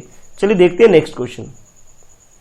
तो नेक्स्ट क्वेश्चन में आपसे पूछा जा रहा है which of the following are particularly vulnerable tribe group of Andaman and Nicobar island, यानी कि अंडमान और निकोबार जो आइलैंड है हमारी कंट्री का जो पार्ट है उसके बारे में आपसे पूछा जा रहा है कि आपको बताना है कि पर्टिकुलरली वनरेबल ट्राइब ग्रुप्स, यानी कि ट्राइब ग्रुप जो वनरेबल कैटेगरी के अंदर आते हैं उसके बारे में आपको बताना है, ठीक है। तो ये आपके पास ये ट्राइब्स गिवन है, पहले ट्राइब्स को हम लोग देखेंगे, उसके बाद आपने चूज करना है कि करेक्ट आंसर आपका क्या होगा। तो सबसे पहले जो फर्स्ट ट्राइब जो आपको गिवन है वो है जरावा, सेकंड ट्राइब है ओगेन्स, और थर्ड ट्राइब जो है सोपेन्स, और फोर्थ ट्राइब जो आपके पास है नॉर्थ सेंटिनेल्स, और फिफ्थ ट्राइब जो आपके पास है जुयांग, और सिक्स ट्राइब है आपके पास कोयास। तो ये 6 ट्राइब है, ट्राइब यानी कि जनजाति है आपके पास, और आपको ये आइडेंटिफाई करना है कि कौन सी पर्टिकुलरली वनरेबल ट्राइब ग्रुप यानी कि पीवीटीजी कैटेगरी के अंदर आती है, ठीक है। तो आपको चूज करना है जो अंडमान से बिलोंग करती है उसे चूज करना है। तो आपके पास जो ऑप्शन है कुछ इस तरह से है। ऑप्शन ए के according first, second and third जो ट्राइब है ये बिलोंग करती है अंडमान निकोबार से, और ऑप्शन बी में आपसे बोला जा रहा है कि first, second, third and fourth जो ट्राइब्स है ये बिलोंग करती है अंडमान एंड निकोबार आइलैंड से। उसके बाद अगर हम बात करें ऑप्शन सी की, उसके according first, second and fourth जो है वो बिलोंग करती है अंडमान निकोबार आइलैंड से। लास्ट ऑप्शन जो डी है उसके अकॉर्डिंग आपसे बोला जा रहा है कि फर्स्ट, थर्ड, फोर्थ, फिफ्थ और सिक्स्थ ये जो ट्राइब्स है ये बिलोंग करती है अंडमान और निकोबार आइलैंड से। तो आपके अकॉर्डिंग करेक्ट आंसर क्या है, चलिए क्वेश्चन को अटेम्प्ट कर लीजिए। तो इस क्वेश्चन का अगर करेक्ट आंसर की बात करें तो करेक्ट आंसर है आपका इसमें बी। बी का मतलब ये है कि first, second and third and fourth ये जो 4 ट्राइब्स जो आपको गिवन है ये बिलोंग करती है अंडमान और निकोबार आइलैंड से, यानी कि जो 5th को बात कर ले और 6 की बात कर ले, ये अंडमान निकोबार से बिलोंग नहीं करती है। यानी कि पहली जो 4 जो ट्राइब्स गिवन है, यानी कि जरावा, ओगेन्स, सोपेंस और नॉर्थ सेंटिनेल्स, ये बिलोंग करती है अंडमान निकोबार से। तो लास्ट के जो 2 बच गए, ये कहां से बिलोंग करती है, ये आपके लिए क्वेश्चन बन जाता है। तो चलिए सबसे पहले हम बात करते हैं कि जो 2 ट्राइब्स बच गई वो कहां से बिलोंग करती है। तो इसमें जो जुआंग जो ट्राइब्स है, ये ट्राइब बिलोंग करती है उड़ीसा से, यानी कि आप ये बोल सकते हैं ये उड़ीसा की जनजाति है। और कोयास की बात करें तो ये लक्षद्वीप आइलैंड से बिलोंग करती है ये ट्राइब, ठीक है। तो यानी कि करेक्ट आंसर जो आपका है वो है आपका आंसर बी। अभी क्या हो रहा है कि जो अंडमान निकोबार जो आइलैंड है हमारी कंट्री के अंदर, वहां जो ट्राइब पॉपुलेशन है, इनकी जो पॉपुलेशन है बार बार डिक्रीज होती जा रही है, और डिक्रीज होने की वजह से ये क्वेश्चन आपके लिए इंपॉर्टेंट हो रहा है। और ये जो ट्राइब्स है ये काफी आजकल न्यूज में भी रहते हैं, ठीक है। तो इसलिए आपका जो करेक्ट आंसर है वो आंसर आपका बी हो गया। चलिए देखते हैं नेक्स्ट क्वेश्चन। नेक्स्ट क्वेश्चन में आपसे पूछा जा रहा है with reference to Urdu consider the following statement, यानी कि उर्दू जो एक लैंग्वेज है, इस लैंग्वेज के बारे में आपसे क्वेश्चन पूछा जा रहा है, ठीक है। फर्स्ट स्टेटमेंट ये है आपके पास, सेकंड स्टेटमेंट ये है, और ये है आपके पास थर्ड स्टेटमेंट। तो इन तीनों ही स्टेटमेंट को ध्यान में रखते हुए आपको ये बताना है कि कौन सा स्टेटमेंट बिल्कुल करेक्ट है। इसका मतलब ये हुआ कि आपको करेक्ट स्टेटमेंट क्या है वो आइडेंटिफाई करना है उर्दू लैंग्वेज के बारे में। तो फर्स्ट स्टेटमेंट में बोला जा रहा है it develop and flourished during the period of Delhi Sultanate, यानी कि हिस्ट्री की अगर हम बात करें तो दिल्ली सल्तनत का जब टाइम पीरियड था उस टाइम उर्दू लैंग्वेज यानी कि जो उर्दू भाषा है इसका विकास हुआ और ये डेवलप हुआ प्रॉपरली इस पीरियड के अंदर। सेकंड स्टेटमेंट में आपसे बोला जा रहा है it is one of the language mention in the 8th schedule. 8th schedule जो हमारी कंट्री में जो कॉन्स्टिट्यूशन है उसके अकॉर्डिंग इसे उस लिस्ट के अंदर डाला गया कॉन्स्टिट्यूशन के अंदर। यानी कि आप ये बोल सकते हो कॉन्स्टिट्यूशन के अंदर 8th शेड्यूल के अंदर जितने भी लैंग्वेज हमारी कंट्री के अंदर मेंशन है शेड्यूल के अंदर, उनमें से एक लैंग्वेज ये उर्दू लैंग्वेज भी है। और ऑप्शन थर्ड में आपसे स्टेटमेंट थर्ड में आपसे बोला जा रहा है it is a major language of South Asia, यानी कि साउथ एशिया जो रीजन है वर्ल्ड में, यानी कि एशिया कॉन्टिनेंट के अंदर बात करें तो साउथ एशिया जिसमें इंडिया, पाकिस्तान, श्रीलंका, बांग्लादेश, म्यांमार, ये जो पर्टिकुलर एरिया है इस एरिया में, ठीक है, यानी कि अफगानिस्तान भी इंक्लूड कर सकते हैं आप। तो ये जो पर्टिकुलर एरिया है इस एरिया में उर्दू को सबसे ज्यादा बोला जाने वाला लैंग्वेज आप बोल सकते हो। तो ये 3 स्टेटमेंट है आपके पास। अब आपको ये बताना है कि करेक्ट आंसर इसका क्या है, ठीक है। तो ऑप्शन ए में आपसे बोला जा रहा है कि फर्स्ट और सेकंड स्टेटमेंट बिल्कुल करेक्ट है। ऑप्शन बी में आपसे बोला जा रहा है कि सेकंड स्टेटमेंट करेक्ट है। और ऑप्शन सी में आपसे बोला जा रहा है कि थर्ड स्टेटमेंट करेक्ट है। और ऑप्शन डी में आपसे बोला जा रहा है फर्स्ट, सेकंड, थर्ड, यानी कि ये तीनों ही स्टेटमेंट बिल्कुल करेक्ट है। तो करेक्ट आंसर आपके अकॉर्डिंग क्या है, चलिए क्वेश्चन को अटेम्प्ट कर लीजिए। तो इस क्वेश्चन की अगर हम बात करें इसके आंसर की तो ऑप्शन डी आपका बिल्कुल करेक्ट है। डी का मतलब ये हुआ कि ये तीनों ही स्टेटमेंट बिल्कुल करेक्ट है। तो सबसे पहले उर्दू लिटरेचर के बारे में ये बताऊंगा कि मुझे भी ये लैंग्वेज आती है और मैंने भी इसके ऊपर एक सर्टिफिकेट कोर्स भी किया हुआ है कि इसलिए मुझे ये लैंग्वेज बहुत अच्छे से आती है। जैसे अगर मुझे अपना नाम लिखना हो तो इस तरह से मैं अपना नाम इसके अंदर लिख सकता हूँ, ठीक है। तो इस लैंग्वेज को मैं भी बहुत अच्छे से जानता हूँ, ठीक है। तो बाकी इसके बारे में डिटेल में अगर जानना चाहते हैं आप जान सकते हैं कि ये लैंग्वेज जो है जो दिल्ली सल्तनत पीरियड जो था उस टाइम ये लैंग्वेज डेवलप हुई थी हमारी कंट्री के अंदर। यानी कि आप ये बोल सकते हैं 12th सेंचुरी से लेकर के 16th सेंचुरी के आसपास का जब एरा था उस टाइम उर्दू लिटरेचर का काफी अच्छे से डेवलपमेंट हुई थी। और 16 से लेकर 19th सेंचुरी तक का जो टाइम था उस टाइम यहाँ पे क्या होता था, कोर्ट पोइट रखा जाता था। कोर्ट पोइट का मतलब ये होता है कि दरबार में कवि रखा जाता था जो कि राजा महाराजा या बादशाह उनकी तारीफ किया करते थे। यानी कि आप ये बोल सकते हो फर्स्ट स्टेटमेंट जो आपका वो बिल्कुल करेक्ट हो गया। अगर हम बात करें सेकंड स्टेटमेंट की तो सेकंड स्टेटमेंट में आपसे ये बोला गया था कि भाई इस लैंग्वेज को हमारी कॉन्स्टिट्यूशन के अंदर मेंशन किया गया 8th शेड्यूल के अंदर। हाँ, बिल्कुल सही बात है। अब कुछ लोगों को ये भ्रम रहता है कि उर्दू जो लैंग्वेज ये बाहर से आई है, बल्कि ये बाहर की लैंग्वेज नहीं है। ये हमारी कंट्री में जो पंजाब वाला जो रीजन है, जो कुछ पोर्शन अब हमारी कंट्री में है इंडिया के अंदर, और कुछ पोर्शन जो पंजाब में चला, पंजाब जो कि पाकिस्तान के अंदर है, वो जो चला गया उस एरिया में ये डेवलप हो गई है। उर्दू के बारे में अगर हिस्ट्री थोड़ा बहुत अगर आप जानना चाहते हैं तो वो ये है कि उर्दू जब मुसलमान हमारी कंट्री में आए थे तो अरबी या फारसी बोला करते थे, लेकिन हमारी कंट्री में हिंदी बोला जाता था।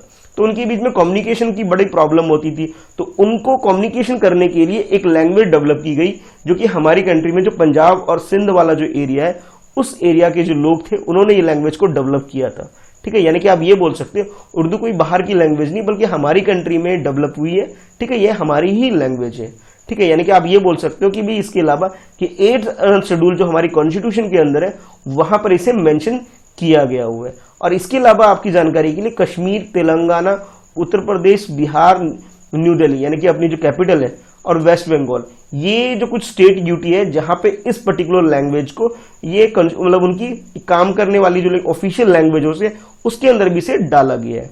यानी कि आप ये बोल सकते हैं कि जो सेकंड स्टेटमेंट है ये भी आपका बिल्कुल करेक्ट हो गया। अब बात करते हैं थर्ड स्टेटमेंट की। तो थर्ड स्टेटमेंट में ये आपसे बोला गया कि भी साउथ एशिया वाला जो एरिया है जिसके अंदर इंडिया, पाकिस्तान, अफगानिस्तान, बांग्लादेश और नेपाल, ये जो पर्टिकुलर जो रीजन है इस रीजन में इसे बहुत ज्यादा बोला जाता है, ये बात भी बिल्कुल करेक्ट है। यानी कि तीनों ही स्टेटमेंट बिल्कुल करेक्ट है। इसके अलावा आप ये बोल सकते हो कि साउथ एशिया का जो मुस्लिम डायस्पोरा है, जो वर्ल्ड वाइड जो अलग अलग जगह रहते हैं, जिसके अंदर मिडल ईस्ट, गल्फ वाला एरिया हो गया, वेस्टर्न यूरोप हो गया, ठीक है, यूएसए, कनाडा और बाकी जो जगह है जहां पे इसके डायस्पोरा का मतलब होता है कि भी एक कंट्री को लोग जब दूसरी कंट्री में जाके जब सेटल होके रहते हैं उसे डायस्पोरा बोला जाता है। तो यानी कि आप ये बोल सकते हो कि साउथ एशिया में ये सबसे ज्यादा बोली जाने वाली लैंग्वेज है। बल्कि यूं है कि हिंदी को और उर्दू को अगर आप कंबाइन कर दें, ठीक है, दोनों को अगर लैंग्वेज बोलने वाले लोगों को अगर कंबाइन कर दें तो ये वर्ल्ड में थर्ड सबसे ज्यादा बोले जाने वाली कम्युनिटी बन जाती है। तो करेक्ट आंसर जो हो गया वो आपका ऑप्शन डी हो गया। डी का मतलब ये कि तीनों ही स्टेटमेंट बिल्कुल करेक्ट है। चलिए अब देखते हैं नेक्स्ट क्वेश्चन।